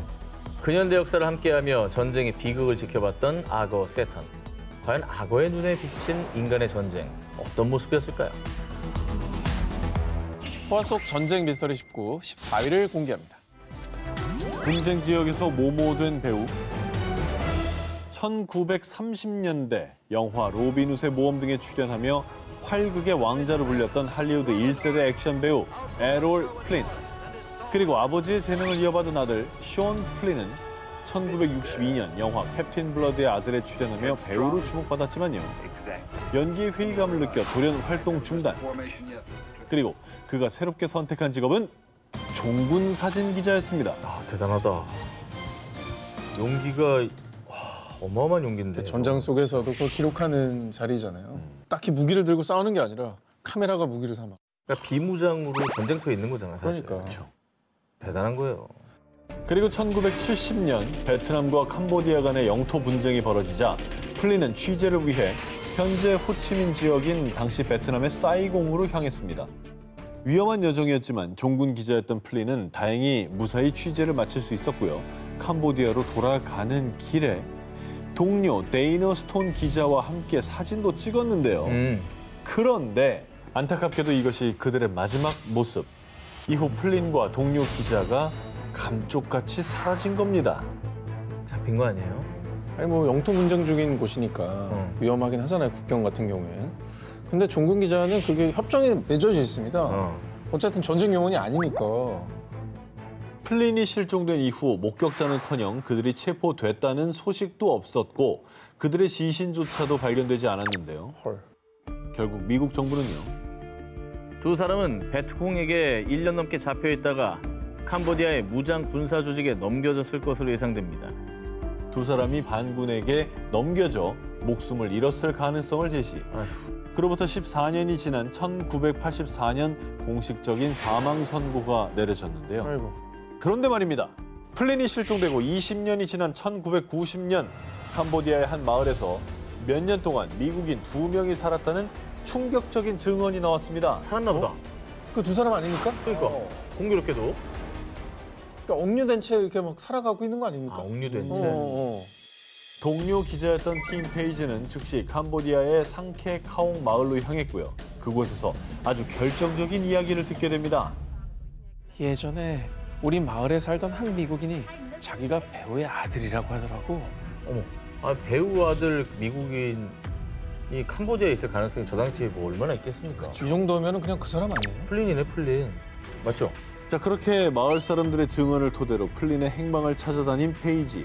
마침내 베이메트라는 작은 마을에서 플린과 동료의 것으로 추측되는 무덤을 발견했는데요.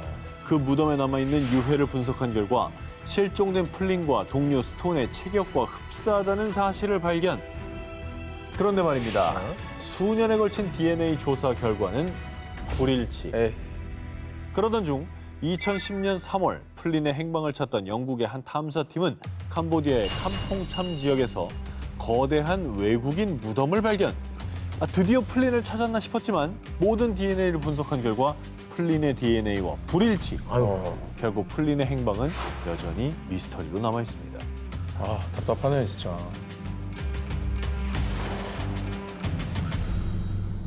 포화 속 전쟁 미스터리 19, 13일을 공개합니다. 러시아 예카테리나 궁에 있는 바로크 예술의 최대 걸작, 호박빵.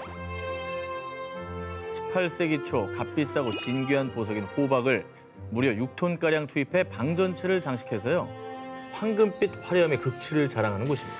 야, 진짜 어마어마한, 저게 벽지가 아니라 진짜 보석이라고요? 그림 같지 않아요? 그냥 저 방에 딱 들어가는 순간 약간 어이가 없을 것 같아요. 말문이 막혀버릴 것 같아요. 들어가는 순간 몇 개 가져오려고요 라고 할 줄 알고 나는 도둑도 아니고 손버릇이에요? 몇 개 뜯어주시면 안 돼요. 이게 보존이 좀 잘 돼 있으면 좋겠네요.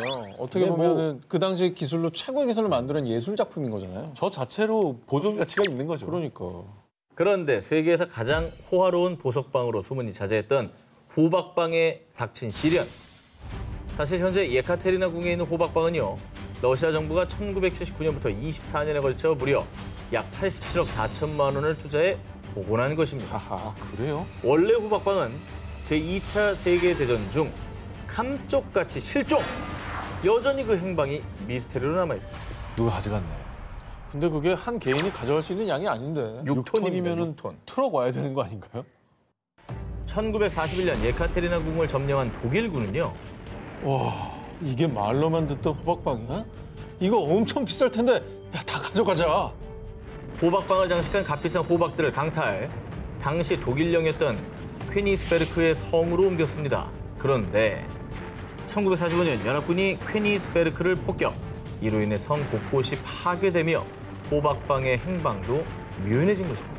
와. 당시 파괴된 성의 잿더미 속에 일부 호박 조각이 발견되며 호박방은 폭격으로 소멸한 것으로 알려졌습니다. 우와. 아까워. 아니 근데 아무리 그래도 6톤이나 되는데 일부만 또 뭐 조각만 나온다는 게 나는 이것도 약간 의심이 돼요. 자, 그렇습니다. 실제로 수많은 사람들이요. 어딘가에 호박방이 존재할 거라고 굳게 믿었고요. 호박빵이 퀘니스베르크의 비밀 벙커 내부에 숨겨져 있대. 아니야. 제3국으로 옮겼는데 거기 점령한 미군이 가져갔대. 호박방에 대한 미스터리가 풀리지 않은 가운데 2015년 폴란드 바우브지흐 인근에서 나치가 빼돌린 황금 보석을 운반했다고 알려진 일명 황금 열차가 발견됐다는 소식이 전해졌습니다. 어머. 이에 사라진 호박방이 이 황금 열차에 있을 것이라는 기대감을 모으기도 했는데요. 하지만 바우부지흐에는 황금 열차도 호박빵도 존재하지 않습니다. 폴란드 당국의 발표로 결국 미스테리로 남은 호박방의 행방. 하지만 보물 헌터들은 포기하지 않고 지금도 여전히 이 시간에도 호박방의 행방을 찾고 있습니다. 포화 속 전쟁 미스터리 19 12위 공개합니다. 정말 그 바다에 이것이 있었을까? 제1차 세계대전이 한창이던 1915년 7월 30일 북대서양. 독일의 U-28 잠수함이 영국 군함들을 감시 중이던 바로 그때 폭탄을 싣고 프랑스로 향하던 영국의 수송선 아이베리안호가 포착됐고요. 곧바로 U-28 잠수함은 수송선을 향해 두 발의 어뢰를 발사. 이후에 영국 아이베리안호는 엄청난 굉음을 내며 폭발 후 침몰하고 말았습니다. 자, 그런데 말입니다. 얼마 지나지 않아 아니, 도대체 저게 뭐야? 바로 아이베리안호의 잔해 속에서 무려 20m에 달하는 바다 괴물이 몸을 비틀어 수면 위로 솟구쳐 오른 것입니다. 바닥 괴물은 좀 말도 안 되죠.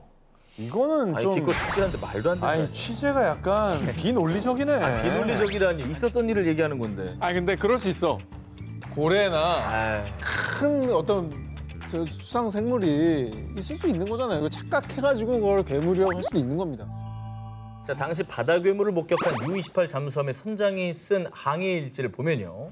4개의 다리 끝에는 물갈퀴가 달린 발이 달려 있었고요. 꼬리는 뾰족했으며 머리는 주둥이로 갈수록 폭이 점점 좁아지는 형태였다. 저건 이제 상상도를 그린 건데 증언을 보고 그런 네네. 거잖아요. 좀 머리는 좀 악어처럼 그려놨네요. 자, 그런데 말입니다. 제1차 세계대전 당시 정체불명의 바다 괴물이 목격된 것은 이뿐만이 아니었습니다. 1918년 스코틀랜드 근처 대서양 바다를 항해하던 독일 UB-85 잠수함의 윈터 크레치 선장의 증언에 따르면요. 뿔이 있고 날카롭고 반짝이는 이빨을 가진 바다 괴물이 보트를 공격했습니다. 그리고 이 이야기를 뒷받침하듯 2016년 스코틀랜드 남서부의 스트렐라 해안에서 실제 UB-85 잠수함으로 추정되는 난파선이 발견됐다고 보도했습니다. 근데 이제 바다가 우리가 다 안다고 생각을 하지만 아직 모르는 영역이 너무 많잖아요. 아, 저는 이제 저런 다큐를 좀 많이 보는데 완전 심해. 와, 별 이상한 애들이 다 있더라고. 그러니까 어떤 물고기는 30m짜리 갈치 알죠? 되게 가끔 떠오르는 거. 그 뱀 용처럼 같은 생긴 거. 거. 용처럼 생긴 거. 그래. 30m짜리 갈치면 진짜 용이죠. 그리고 지난해 2월 스코틀랜드의 한 해안가에서는요. 목이 긴 생물의 해골이 발견되는 등 척추가 엄청 길다. 북대서양 인근에서 여전히 괴물과 관련된 미스터리가 전해지고 있다고 합니다. 포화 속 전쟁 미스터리 19 11위를 공개합니다. 미 남북전쟁 잠수함 미스터리. 1800년대 미국 남북전쟁 당시에도 잠수함이 있었다는 사실 아셨나요? 미국 남북전쟁에 투입되기 위해 1863년 건조된 잠수함 H.L. 헌리호. 남북연합군이 개발한 비밀 병기 잠수함으로요. 길이 12m, 높이 1.2m밖에 되지 않아 사람이 몸을 최대한 움츠리고 겨우 기어 들어가야만 했고요. 엔진도 없어 손으로 직접 프로펠러를 돌려야 했지만요. 아우, 뭐야. 아, 안 들어가고 말지 저거. 야, 근데 당시 1800년대입니다.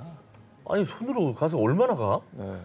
바닷속 비밀 병기로 당시로서는 충분히 위협적인 막강한 무기였습니다. 그렇겠네.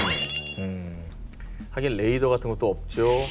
물 밑으로 공격하는 애들은 없잖아요. 저 당시에. 그렇죠. 네. 그러니까 진짜 위협적인 존재긴 하죠. 그렇습니다. 1864년 2월 17일 북부 군함 후사토니코에 접근한 헐리오는 어뢰 투하에 성공. 그런데 말입니다.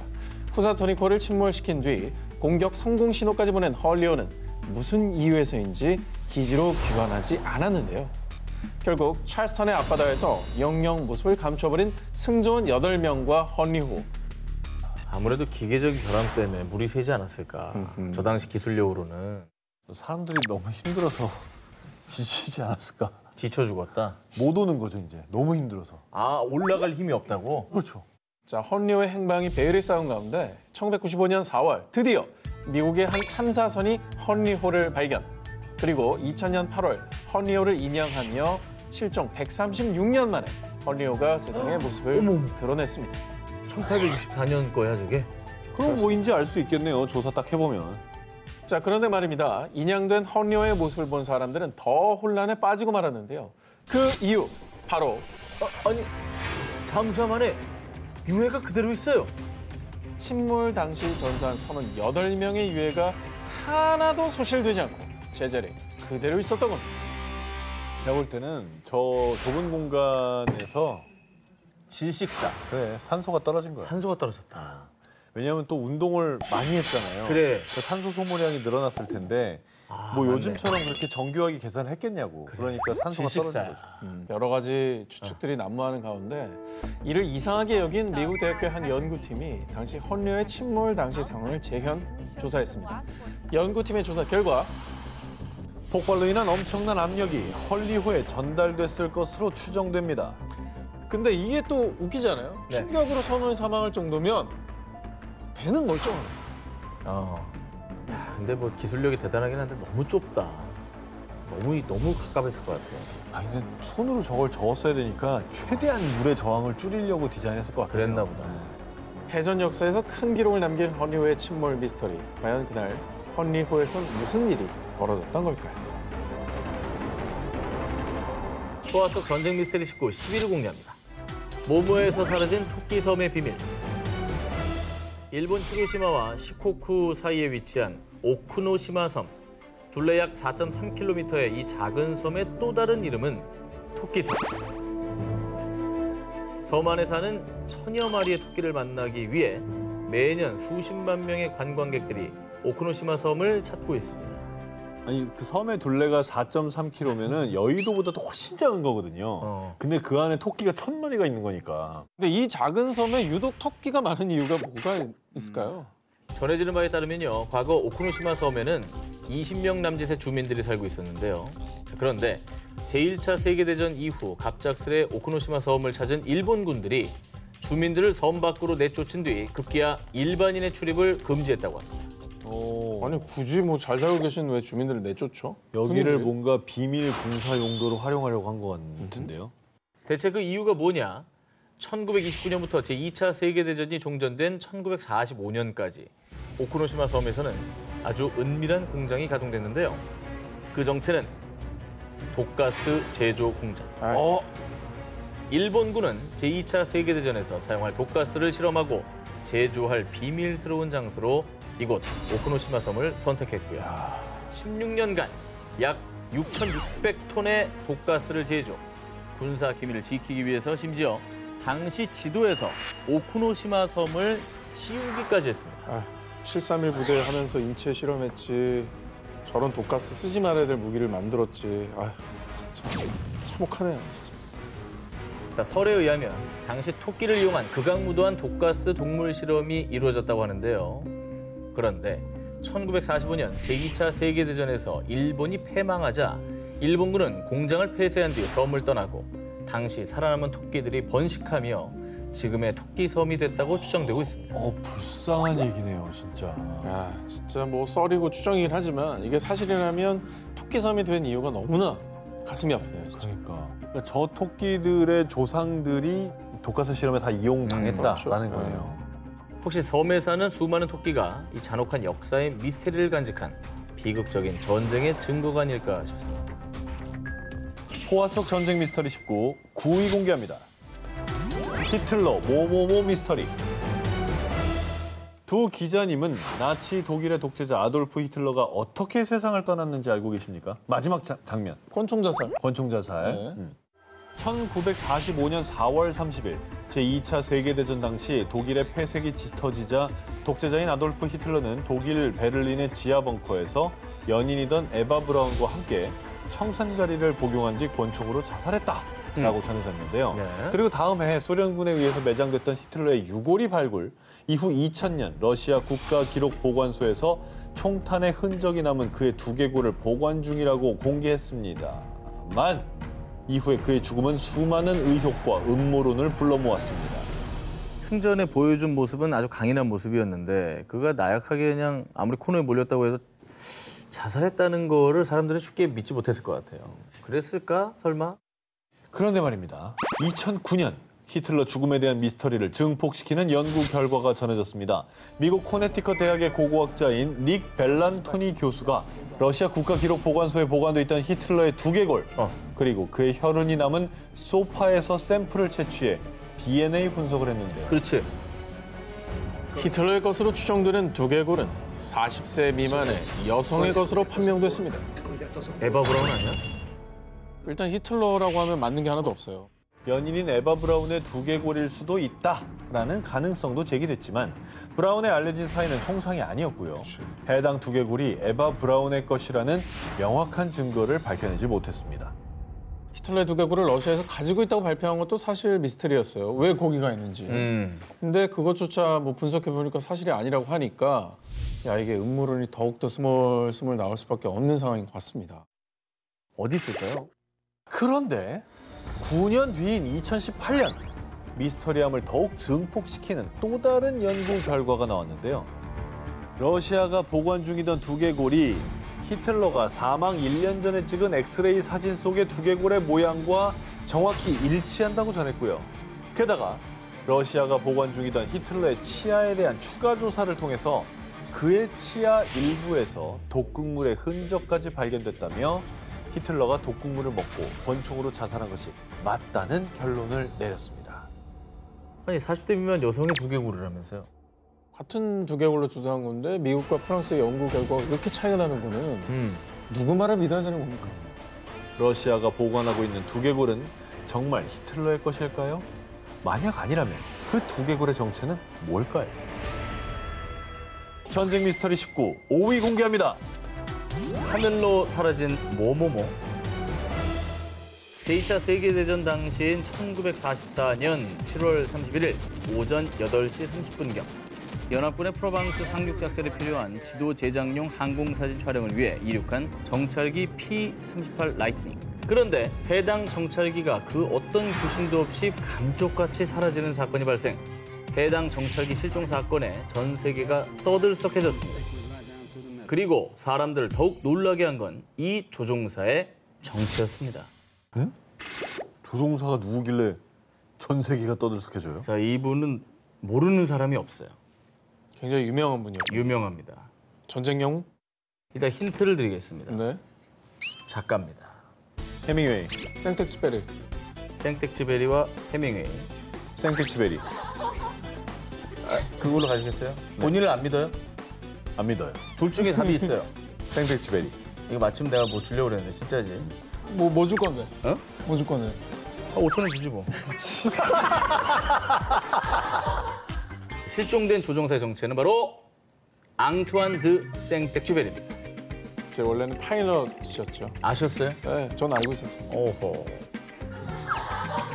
1939년 육군 정찰기 조종사로 활동한 뒤 국제우편 항공기 조종사로도 일한 베테랑 조종사였던 생텍쥐베리.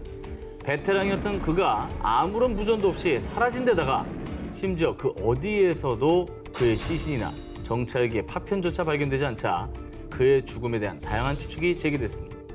사실 경력이 되게 많은 베테랑이었거든요. 네. 뭔가 소설처럼 사라지셨어요. 그러니까 무전도 없이. 그러니까. 네. 감쪽같이. 도대체 어디로 가신 걸까? 자, 먼저 생텍쥐베리의 자살설이 돌기 시작했습니다. 그의 지인들은 생텍쥐베리가 평소 우울증을 앓아왔다고 증언했고요. 그리고 그의 작품을 사랑하는 독자들은 그가 작품 속 어린 왕자처럼 그의 별을 찾아 자살한 것이 아니냐라고 추측을 했습니다. 사실 뭐 작품 속에 여러 가지 의미를 많이 담겨져 있잖아요. 판타지도 있고 또 약간 쓸쓸하기도 해서 네. 죽음에 대한 뭔가 환상적인 의미 부여를 하기가 쉬울 수밖에 없을 것 같아요. 그런데 말입니다. 그가 실종된 지 54년 뒤인 1998년 프랑스 마르세유 인근에서 조업 중이던 한 어선의 그물에 은팔찌 하나가 감겨 올라왔습니다. 거기에 앙투안 드 생텍쥐베리라는 이름이 선명하게 새겨져 있었고요. 인식표가 있었네. 그렇죠. 2004년 생텍쥐베리가 탔던 정찰기의 제조 번호가 찍힌 부품까지 발견되며 실종 60년 만에 미스테리했던 그의 죽음의 진실이 밝혀지는 듯 했습니다. 그런데 2008년 한 남성의 충격적인 고백. 제가 생텍쥐베리의 정찰기를 격추했습니다. 독일 공군 조종사였던 호르스트 리페르트가 1944년 7월 31일 프랑스 남부 해상을 비행하던 중 P-38 라이트닝을 발견하고 격추했고 이후 라디오 방송을 듣다가 자신이 격추한 비행기 조종사가 생텍쥐베리였음을 알게 됐다고 인터뷰한 것이죠. 왜 하필 또 시간이 한참 지나서 60년이 지난 2008년에 이걸 또 밝힙니까? 포화 속 전쟁 미스터리 19 4위를 공개합니다. 나치 1급 전범의 이중 생활. 아르헨티나의 산부인과 의사 헬무트 그레고르, 파라과이의 알프레도 마이엔, 브라질의 수의사 볼프강 게르하르트. 사는 곳, 직업, 이름도 모두 다르지만 사실 이들은 모두 한 사람이었습니다. 그의 정체는 바로 죽음의 천사, 요제프 맹겔레였습니다. 맹겔레는 제2차 세계대전 중 나치 친위대의 장교이자 의사로서 아우슈비츠 강제 수용소에서 유대인을 상대로 끔찍한 인체 실험을 자행한 1급 전범입니다. 진짜 정말 인간에게 포기한 악마 중에 악마라고 저는 생각합니다. 비인간적이고 정말 나쁜 사람이죠. 독일의 패망을 직감한 맹겔레는 아우슈비츠를 탈출해 도주했지만 결국 연합군의 포로가 됐습니다. 그런데 말입니다.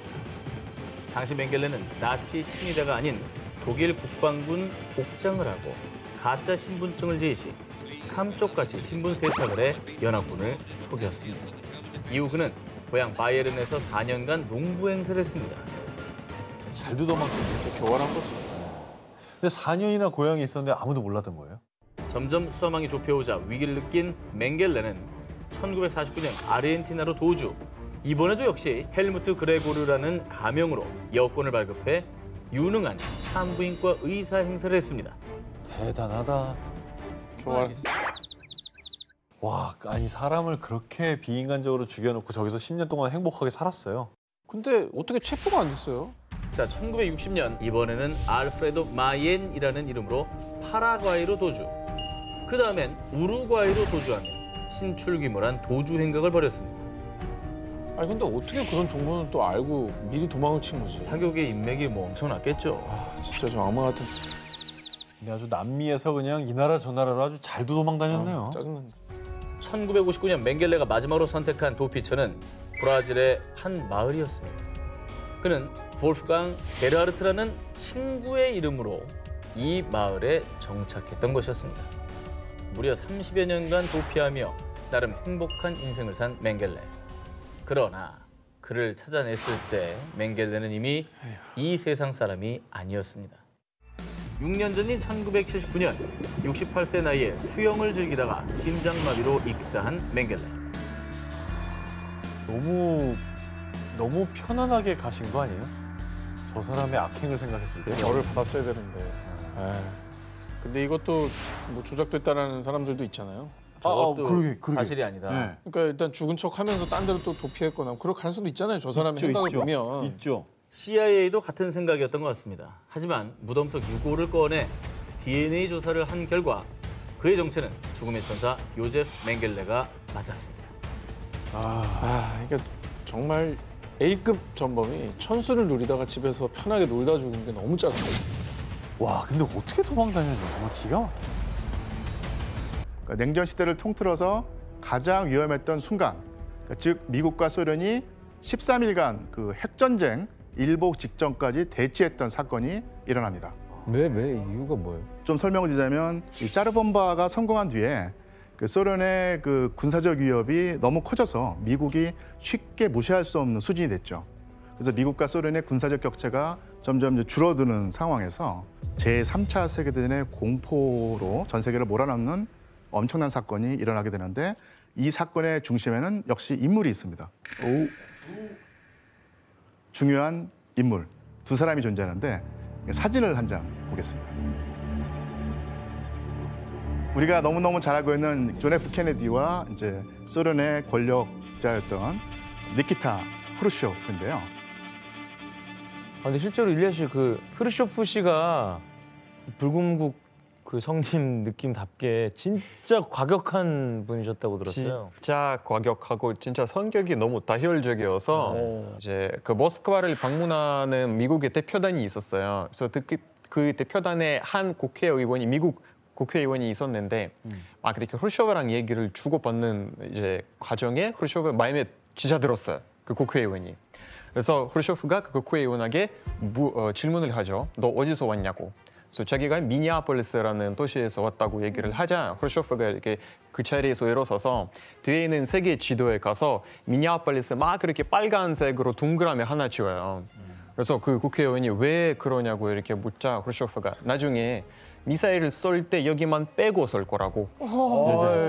그래서 우리가 처음에 냉전의 시작을 이제 트루만 대통령과 그 스탈린 원수의 그 대결로 시작을 했는데 이때는 인물이 바뀝니다. 미국에서는 존 F 케네디가 대통령이 되고 같은 시기에 소련에서는 최고 권력자가 이제 니키타 후르쇼프가 됐었는데요. 이 두 사람이 오스트리아의 그 빈에서 만나게 됩니다. 나이 차이가 있어요. 이 후르쇼프는 당시 나이가 67세. 그리고 띠동갑도 아니라 아래로 2번 내려갑니다.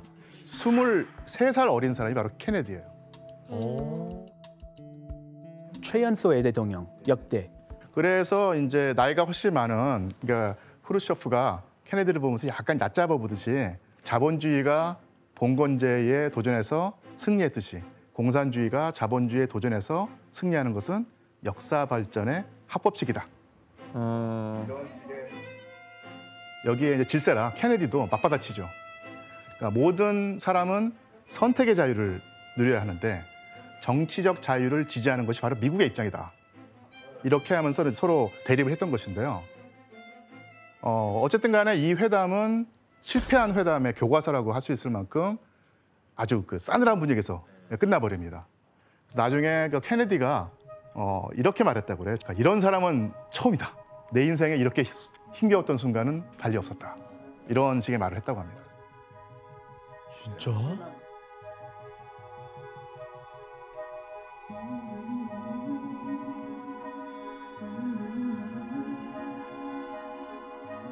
이때 이제 그 지구 반대편에 있던 쿠바에서 그러니까 미국의 바로 밑이죠. 거기서 이제 혁명이 일어납니다. 그 혁명의 주인공이 바로 피델 카스트로. 원래 그 쿠바에서는 미국에 훨씬 더 친하고 그다음에 이제 그 독재 정권이 있었는데 이 독재 정권이 워낙 쿠바 국민들을 탄압하다가 원성을 많이 샀죠. 그런 상황 속에서 친미 독재자를 내쫓고 새로운 정부를 세우는 혁명이 일어나게 됩니다.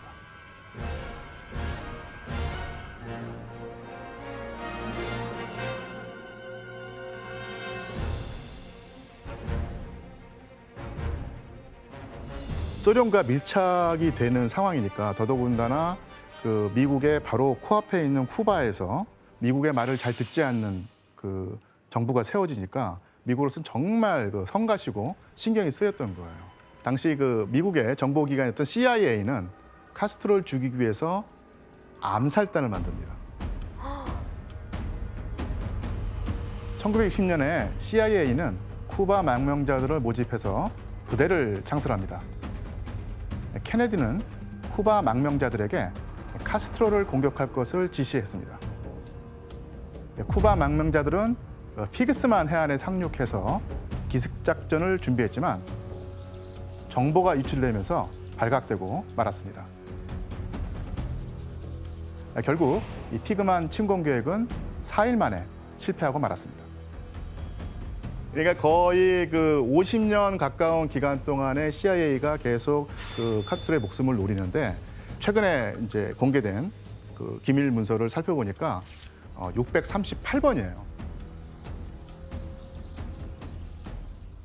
아니 634번을 암살 시도를 한다고요? 아 진짜 죽이고 싶어서 안달했구나. 그래서 사실은 그 쿠바 아까 우리가 이미지를 봤는데 여러 가지가 생각날 텐데 쿠바하면 생각나는 물건이 하나 있습니다. 어떤 거죠?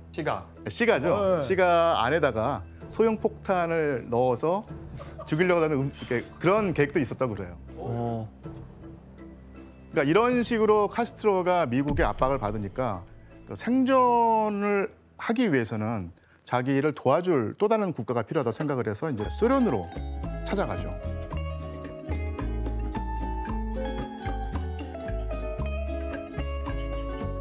방문해서 이제 회담을 하는데 여기서 이제 전 세계를 제3차 세계대전의 위기로 몰아넣은 바로 쿠바 미사일 위기가 시작이 됩니다. 가장 큰 위기였죠. 가장 큰. 근데 후르시초프가 이때 드디어 그 소련에게 기회가 왔다는 거예요. 하지만 1950년대 후반부터 그 미국이 소련 견제용으로 터키나 이탈리아에 미사일을 배치하게 됐는데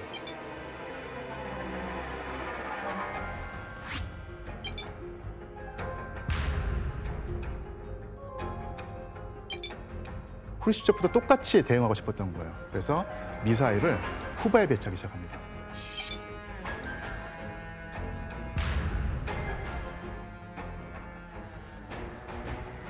쿠바와 그 미국 본토와의 거리가 150km밖에 안 되기 때문에 후르시초프는 쿠바에 미사일 기지를 만들면은 한 번에 미국을 공격할 수 있다 생각을 한 거예요. 미사일을 설치할 수가 있어요? 소련에서 쿠바에다가? 그러니까 이게 후르시초프가 처음에는 방어용 무기, 그러니까 미국의 공격으로부터 그 쿠바를 지켜줄 수 있는 방어용 무기를 보내준다고 하면서 이제 지원했는데 계속 이제 욕심이 생겨서 공격용 무기까지 지원을 하게 된 겁니다.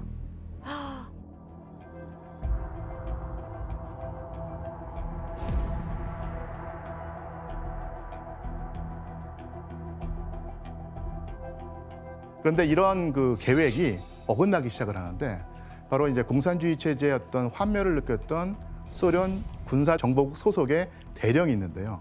이분도 또 생각을 하기에 지금 만약에 이런 식으로 가다 보면 또 핵전쟁이 있을 수 있으니 소련의 계획을 미국에 알려줬던 것이죠.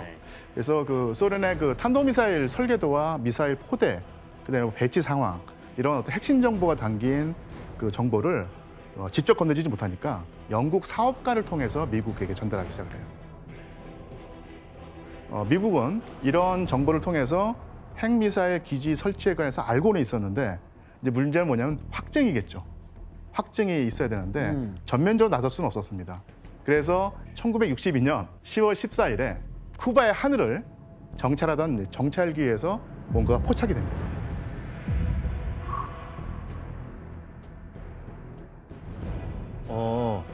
보이네. 미사일 트랜스포터라고 돼 있는 부분이 이렇게 미사일 이렇게 이렇게 돼 있는 거네요. 거기 미사일이 또 밑에 보이고요. 그래서 이제 쿠바에 공격용 핵 미사일이 설치되었다는 확증을 가지게 된 거예요. 아유, 엄청 무서운 상황이죠. 미국 코앞인데. 여기가 바로 이제 쿠바지 않습니까? 네. 플로리다는 바로 코앞이고요. 여기서 미사일을 쏘면은 뉴욕과 이런 미국의 핵심적인 지역, 워싱턴까지도 타격할 수 있었기 때문에 그래서 바로 이것을 이제 미국 백악관에 보고하게 됐고요. 완전히 그 백악관은 물론 미국의 정계가 난리가 났겠어요. 발칵 뒤집혀지죠. 바로 전쟁 선포하고 싶었어요. 예. 그때. 예, 그래서 이제 케네디가 이것을 받아보는 순간 정말로 큰 위기감이 케네디에게 몰려갔던 것입니다. 미사일을 쏘면 8분 안에 워싱턴에 그 핵미사일이 떨어지기 때문에 어떻게 그 방어할 어떤 그 상황이 아니었던 것이죠. 와. 미국이 항공모함 8척을 동원해서 그리고 또 해군 함정 90척을 동원해서 쿠바 해상을 봉쇄하게 됩니다.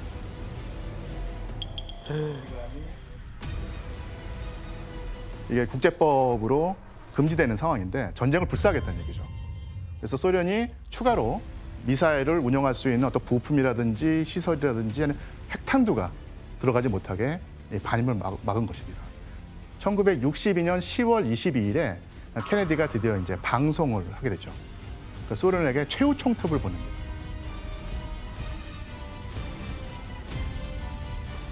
It shall be the policy of this nation to regard any nuclear missile launched from Cuba against any nation in the Western Hemisphere as an attack by the Soviet Union on the United States, requiring a full retaliatory response upon the Soviet Union.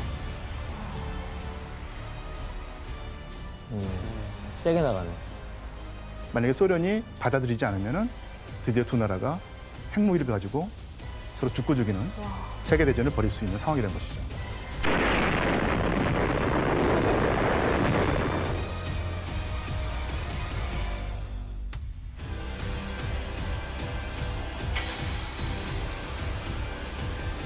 그래서 이제 미국이 세게 나오니까 소련도 여기서 밀렸다가는 완전히 그 쉽게 말하면 망신을 당할 수 있다고 생각을 해서 그것을 받아들이지 않겠다는 입장을 보이거든요. 두 나라 사이에 이제 비상사태가 선포되고 미국의 그 전략군이 핵전쟁을 불사하겠다, 밀리지 않겠다 이런 말을 하고 쿠바를 봉쇄하고 플로리다에 20만 명 이상의 군대를 집결하고 14,000여 명으로 편성된 24개 공군 예비군 병력을 수송대대까지 소집했습니다. 그리고 대륙간 탄도미사일 탑재 준비를 마쳤죠. 쉽게 말하면 전면전을 하겠다는 것이었죠. 완전 전쟁 직전. 그땐 진짜 난리 났겠네, 미국 전역이. 전 세계가 그야말로 핵전쟁 공포. 우리가 봤던 뭐 짜르본바라든지 수소폭탄이라든지 이런 그 버섯구름이 그냥 있는 것이 아니라 실제로 지구 곳곳에서 특히 미국과 소련의 어떤 영토에서 터질 가능성이 가장 가까이 갔던 순간이었던 얘기입니다. 그러니까 미국과 소련이 대치를 하게 되니까 이제 동맹국들도 같이 전쟁 준비를 하게 되는 거예요. 그러니까 유럽에서 나토군하고 바르샤바 조약기군도 다 비상 걸려가지고 영년만 떨어지면 서로 공격하겠다는 이런 식의 상황이 된 것입니다.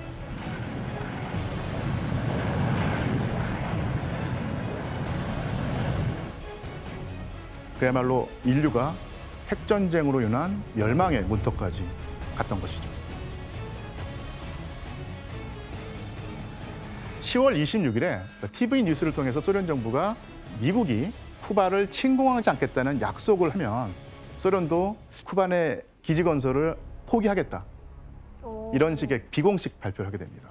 근데 한편 미국 강경파들의 입장에서는 케네디가 너무 소련에게 물러터진 반응을 하고 있다. 확실하게 본때를 보여서 소련을 제압해야 한다고 생각하면서 핵전쟁을 해야 된다고 주장하는 사람이 있었습니다.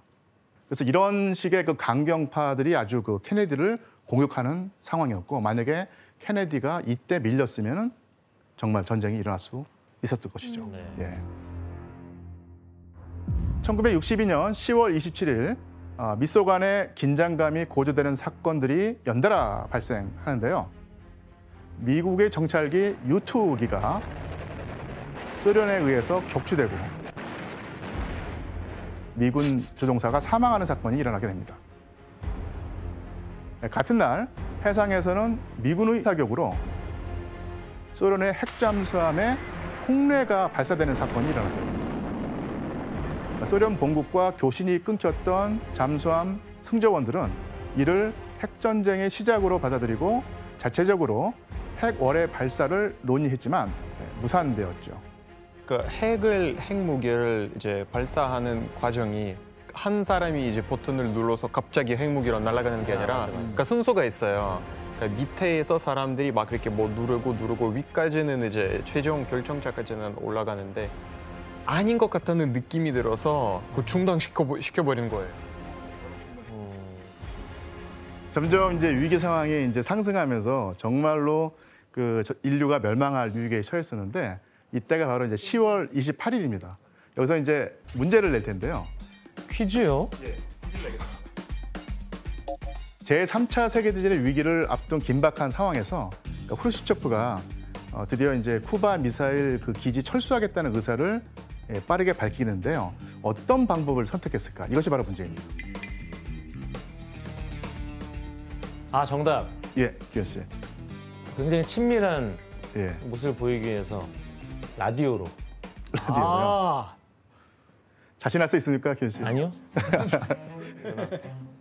정답. 예. 라디오가 아니면 TV? TV요? 네, 얼굴에 비추고. 아닙니다. 예. 정답. 텔레그램. 일리야. 텔레그램이요. 정보가 땡입니다. 오답입니다. 예. 혹시 저는 땡도 안 해주시나요? 네.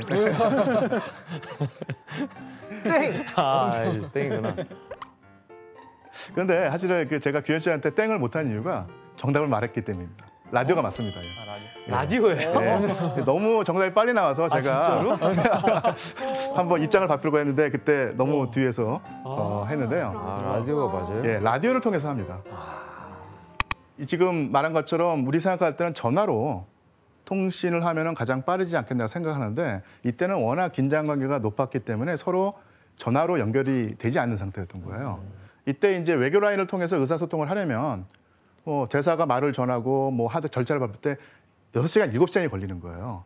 근데 이 6시간, 7시간 사이에 별별 일이 다 일어날 수 있으니까 위기에서 벗어나기 위해서 바로 이제 라디오를 선택해서 입장을 밝힌 것이죠. 그래서 이제 후르시초프가 라디오를 통해서 미국이 터키에서 중거리 미사일을 철수한다면 조건을 달죠. 그리고 소련도 쿠바에서 미사일을 빼겠다고 선언을 합니다. 그래서 후르시초프가 철수하겠다라고 공식 선언을 했고 케네디가 이것을 받아들이면서 쿠바 사태가 위기에서 벗어나게 됩니다. 그래서 둘 사이에 다시는 이런 식의 위기가 있으면 안 되겠다 싶어서 협상을 하면서 대기권 내에서 핵무기 실험을 금지하자.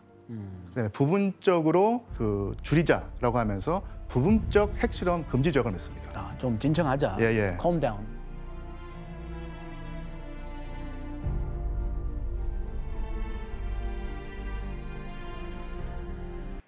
이 뭐 공연 예술의 상징이자 정말 이 뮤지컬의 성지라고 할 수 있는 어딘가요? 브로드웨이.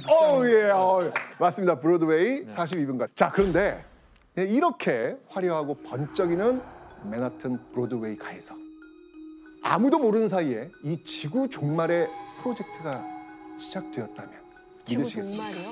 네. 지구 종말이 시작됐다고요? 네. 브로드웨이에서요? 그렇습니다. 뉴욕시 브로드웨이 270번지 18층에서 인류 역사상 최악의 발명품, 바로 핵폭탄 개발을 위해 첫 번째 본부가 브로드웨이에 세워집니다.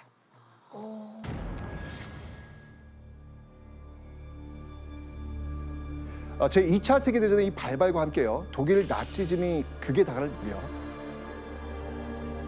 이 맨하튼을 시작으로요, 시카고, 워싱턴 DC, 그다음에 버클리, 하여튼 미국 30여 개 도시에서 맨하튼 프로젝트라고 불리는 전 지구적 기밀 연구가 시작됩니다.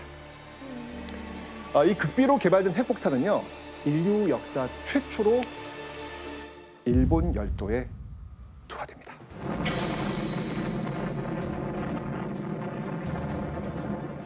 이토록 강력한 살상 무기인 핵폭탄을 왜 일본에 그것도 2발이나 떨어뜨리게 된 걸까요?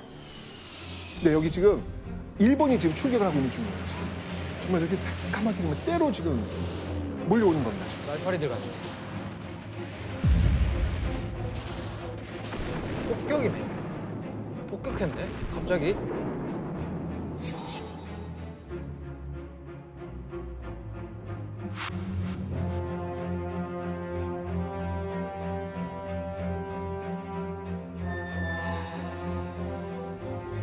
그 잘 나가던 미국이 이렇게 폭격을 받아서 쑥대밭이 될 거라고 누가 생각을 했겠습니까? 악몽 같은 2시간 동안 무려 2,000명이 넘는 사망자, 그리고 300대 이상의 비행기하고 약 20척의 배가 파괴됩니다. 정말 순식간에. 그런데요, 당시 미 육군은요, 이 새로운 장비였던 그 이동식 레이더를 활용하기 위해서 진주만 공습이 있던 날 아침 2 훈련병에게 이 레이더를 다뤄보라는 명령을 내렸습니다. 그런데 갑자기 그 레이더에 까만 점들이 등장하기 시작합니다. 이게 뭐야? 한두 대가 아닌 거예요. 너무 많은 거야. 당황했죠. 빨리 보고를 합니다. 저기요, 레이더에 지금 비행기가 잡힙니다. 근데 이게 지금 한두 대가 아니라 수백 대 같아요. 너무 많아요. 라는 보고를 올립니다. 이 보고를 받은 미군 당국은 그거 뭐 본토에서 비행기들이 그냥 오기로 했던 것 같아. 자기 비행기인 줄 알았다고요? 설마.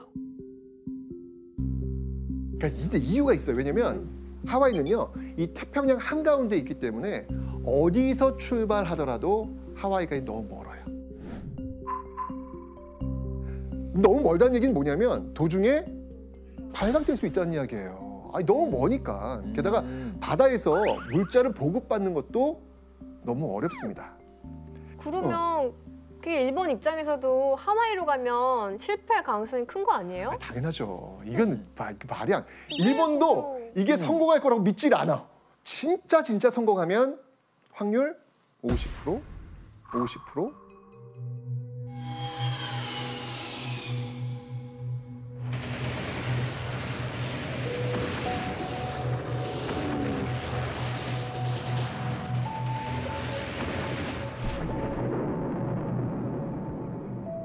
자, 진주만 공습에 일본은 성공합니다.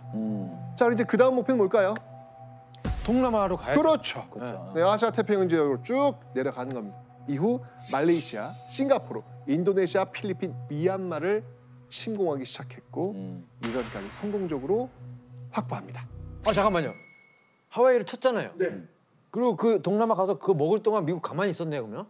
그러니까 하와이에 있던 미 태평양 함대, 그러니까 해군 세력이 거의 괴멸됐죠. 태평양 함대가 다시 재건되는 게 한 6개월 걸립니다.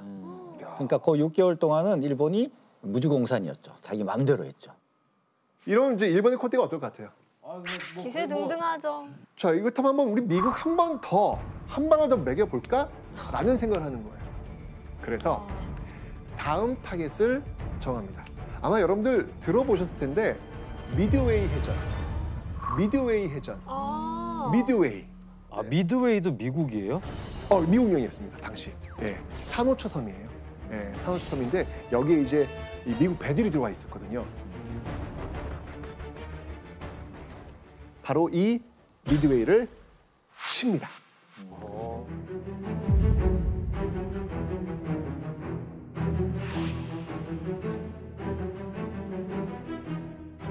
특히 이 진주만 공습 때 그 살아남았던 미국의 항공모함. 바로 이 항공모함을 끝장내기 위한 작전이었는데 복수의 칼날을 갈고 온 미국. 그 미국에게 오히려 역습을 당하고 일본 자신의 항공모함 4척을 잃어버립니다. 결정적으로 주력 부대가 다 타격을 받아서 그러니까 제해권과 제공권을 이제 완전히 일본이 상실하고 태평양 지역에서 주도권을 완전히 미국한테 뺏긴 전투가 미드웨이 해전이었다라고. 그러니까 이 미드웨이 해전을 기점으로 해서 이 태평양 전쟁의 판도는 완전히 뒤집어집니다.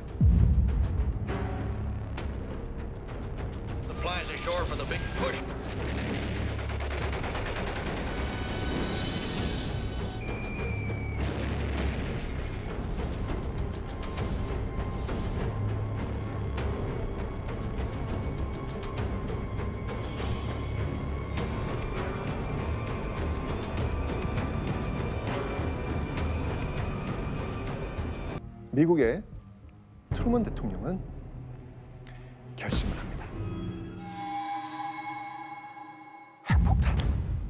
핵폭탄 투하로 이 전쟁을 종결시키겠다고 마음을 먹습니다. 이제 일본에 투하된 인류 역사상 가장 무자비한 대량 살상무기 리틀보이가 등장합니다. 이겁니다. 인류 역사를 뒤바꿀 운명의 날. 이 핵폭탄 투하지를 히로시마로 정한 미 공군은요, 일본을 정말 악몽으로 물들일 길이 3m, 무게 약 4톤인 리틀보이를 폭격기에 싣고 남태평양 티니엄섬에서 출발해가지고요, 드디어 최종 목적지 히로시마로 전속력으로 내달립니다.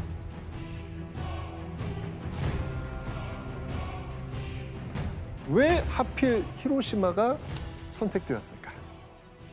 시마이 하려고 시마. 시마이 하려고 끝내려고. 아, 그런가? 아니요? 여러 가지 이유가 있는데요. 그 중에 하나는 이 핵폭탄이 터지기 이전과 그 이후를 비교하기 위해서.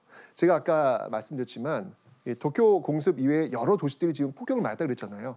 근데 히로시마는 바로 그 폭격에서 벗어나 있는 곳이었습니다. 그래서 이곳을 선택한 거예요.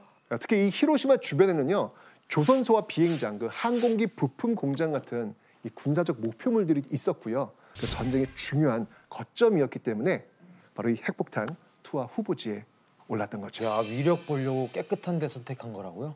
공습 안 한데? 네. 거의 실험이네요. 그러니까요. 즉 치명타를 가할 수 있는 최적의 조건을 이 히로시마는 모두 갖추고 있었던 겁니다. 그런데 일본은 이 사실을 알았을까요? 몰랐을까요? 한참 전쟁 중이라 이게 우리 비행기인지 저기 비행기인지 모를 것 같은데요. 레이더 식별 번호들이 다 다르기 때문에 그런 건 가능하죠. 아, 그 군인이? 네네네네. 알겠죠, 그러면? 그렇죠. 네. 네. 알았습니다. 일본은요, 그 히로시마 레이더 관측소에서 폭격기 진입했네? 딱 진입하자마자 동시에 발견을 해요. 공습 경보도 발령을 합니다. 자, 그런데 여기서 또 하나의 의아한 일이 벌어집니다. 뭐냐면 그 공습 경보를 해제해요. 갑자기? 네. 왜 그랬을까요? 비행기가 많지 않아서? 많지 않아서? 아니 이게 전통적인 공습 같지가 않으니까 그냥 뭐 다른 거겠지 하고 그냥 넘긴 거 아닌가? 정답. 야, 타일러 씨는 전술가야. 아니 저는 사실은 옛날에 이거 TV 볼 때 타일러 씨는 미리 대본을 주나 보다. 라고 저는 생각을 했는데 야, 진짜 아니네. 괜히 뇌생남이 아니에요. 아까 말씀드렸잖아요. 이 도쿄 대공습 이후 1년 동안 일본의 주요 도시를 폭격할 때는요, 그냥 폭격기 한 300대 그냥 이상 막 왔거든요. 이거 뭐야? 꼴랑 뭐야?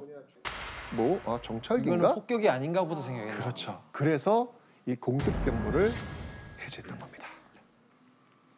한낮의 태양보다 더 밝은 하얀 빛이 히로시마 전역을 삼켜버립니다.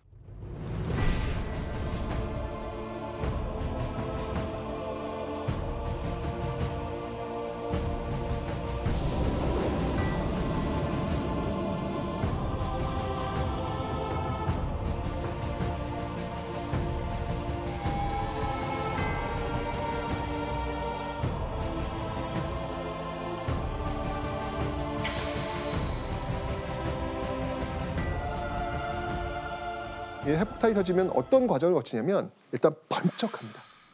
번쩍, 그 다음에 소리, 꽝. 그 다음엔 뭐가 오는지 아세요?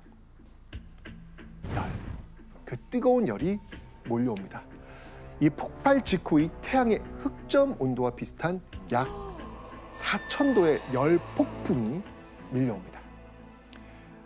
이 타 죽은 사람들은요, 약 2,000도의 상태에 노출이 되는 거예요. 조금 전까지만 해도 전차가 있었고 학교가 있었고 공장이 있었고 그리고 사람이 있었고 다 그대로 있었는데 이 평범한 도시가 리틀보이가 터지면서 완전히 지워져 버린 겁니다. 이 거리에는요, 죽은 사람들과 살아있는 사람의 모습이 아닌 사람들이 널브러져 있었고요. 그들의 살과 피부는요, 이게 녹아내려 가지고 이 셔츠처럼 이렇게 출렁출렁출렁. 이런 어떤 그 모습들, 얼굴은 온통 불에 데웠고요. 특히 제가 이 안구가 이게 녹아내린답니다. 정말 이 당시 도쿄 라디오에서는요, 사람, 동물, 모든 생명을 가지고 있는 것이 말 그대로 죽음 속에 그슬렸다라고 발표할 정도였습니다. 당시 여기에 피해를 본 그 사람들의 사진이 있는데요. 그거 봐. 이거 못 볼 것 같아. 살았다고? 거기서? 옷이 타버리는데. 그냥 뒤인 거죠? 네, 그냥 타버린 거예요. 데여가지고 네, 타버린 거죠. 타버린 겁니다. 지금 치료를 받고 있는 모습인데 지금 얼굴이 못 보겠어. 이 핵폭탄 투하로 히로시마 인구 약 14만 명이 죽습니다. 이 히로시마의 끔찍한 재앙이 내린 뒤어 트루만 대통령은 미국이 핵무기를 일본에 투하했다는 사실을 그제서야 전 세계에 발표합니다. 그런데 그것은요, 핵무기가 하나가 아니라는 선언이었습니다. A short time ago, an American airplane dropped one bomb on Hiroshima. These bombs are now in production, and even more powerful forms are in development. If they do not now accept our terms, they may expect a rain of ruin from the air, the like of which has never been seen on this earth. Behind this air attack will follow sea and land forces in such numbers and power as they have not yet seen, and with the fighting skill of which they are already well aware. 자, 이쯤 되면 이제 어떻게 반응을 보여야지 정상일까요? 살려주세요. 네. 살려주세요. 그가 정상이죠. 그렇죠. 그게 정상이죠. 게다가 이렇게 너무나도 수많은 이 시민들이 지금 죽어나갔잖아요. 그럼 당연히 살려주세요. 나와야죠. 항복하지 않아요. 와, 대단하다 진짜. 도대체 무슨 생각이지? 와, 독하다. 그 정도 되면 사실 우리가 상식적으로 생각하면 이건 안 되겠구나 생각을 해야 되는 거 아니에요? 근데 이거를 일본의 최고 책임자가 누굽니까? 천황이잖아요. 천황이고 일본 정부가 오잖아요. 그럼 일본 정부가 거기서 이제 스톱을 걸었어야죠. 그러니까. 못하겠다고 항복을 했어야죠. 해야 되는데 항복할 수 있는 그 기회가 일본 내부에서 논의가 본격적으로 나왔던 게 45년 2월에 수상을 2번이나 지냈던 고노에 후미마루가 천황한테 이제 안 되겠으니까 그만합시다. 우리 항복합시다라고 건의를 해요, 천황한테. 근데 히로히토는 우리가 지금 불리한 상황인데 여기서 항복을 하면 우리한테 가혹한 조건을 내걸 것이다. 전세가 한번 이렇게 좀 뒤집혀가지고 우리가 좀 더 유리한 입장에 섰을 때 유리한 조건을 내걸고 싸움을 그만두도록 하자 하면서 거부를 했단 말이에요. 그럼 천황이 거부하니까 그럼 누가 거기다 대고 뭐라고 그러지? 그러니까 8월 6일 날 히로시마의 원폭이 투하됐을 때도 이건 뭐야가 되는 거예요. 이렇게 반응을 보이질 않는 거예요. 결국 미국은 또 움직입니다.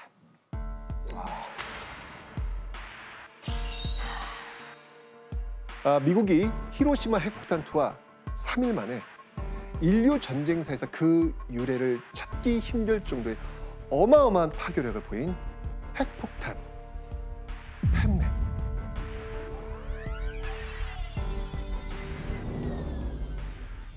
사진을 보면서 설명을 드리면 네. 아까 그 리틀 보이랑 한번 비교를 해보시면 금방 비교가 되시죠? 세 보이는데. 펜맨 뭐 이름에서 어떤 모양인지 느껴지시죠? 리틀 보이가 좀 이렇게 어린아이처럼 좀 날씬했다면 이 무게 4.6톤인 펜맨은요 이름대로 좀 이렇게 뚱뚱한 그런 모양을 가지고 있었습니다. 다시 한번 말씀드리지만 리틀 보이보다 더 강력한 핵폭탄입니다. 네. 그래 보이네요. 보기만 해도.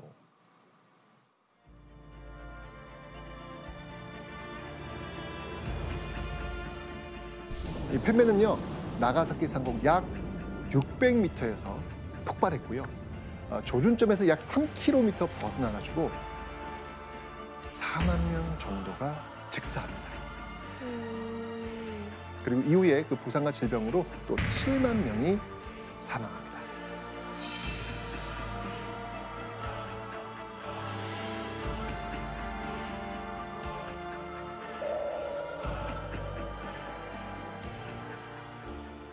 더 끔찍한 거는요. 이 당시 열이 엄청나잖아요. 그 엄청난 열로 사람들이 지금 그 당시에 이 갈증, 목이 너무 타는 거예요. 물을 먹고 싶은 거예요. 그런데 이 화재로 생긴 그 먼지와 그름이 한데 뒤섞여서 하늘에서 검은 비가 쏟아지는 거예요. 어떻게 했을까요? 이거 안 돼. 마시면 안 돼.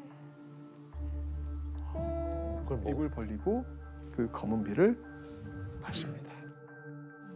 그건 지어낸 얘기 아닐까요? 아니요. 몇 천도가 넘는 열이에요. 얼마나 갈증이 났겠어요. 그러니까 이 방사능은요. 냄새도 맛도 색깔도 촉감도 없습니다. 네. 그러니까 당시 사람들도 이 방사능이라는 존재 자체를 알지 못하잖아요. 그러니까 검은 비가 그냥 이렇게 색깔은 좀 있는데 뭔지 모르겠지만 흙이 좀 이렇게 섞인 그런 비인가 보다라고 그냥 받아 마신 거예요. 그런데 이 방사성 물질이 담긴 검은 비는 사실상 죽음의 비였습니다. 그 흔적이요 아직도 일본 박물관에 지금 남아 있거든요. 흔적이요? 네. 어떤 흔적이? 저게 빗자국이에요? 네. 그래? 이게 남아 있는 거예요 지금. 이걸 받아먹은 거예요. 충격이. 뭐 물론 이제 핵폭탄에 직접 피해를 보지 않았던 사람들도 검은 비를 맞아서 피폭자가 될 수밖에 없겠죠. 이 방사능이 몸에 축적되면서 그 후유증으로 인한 각종 암 이런 병마와 싸우면서 그 죽음보다 더한 그런 고통으로 살아가게 된 겁니다. 살아남아도 살아남은 게 아니네요.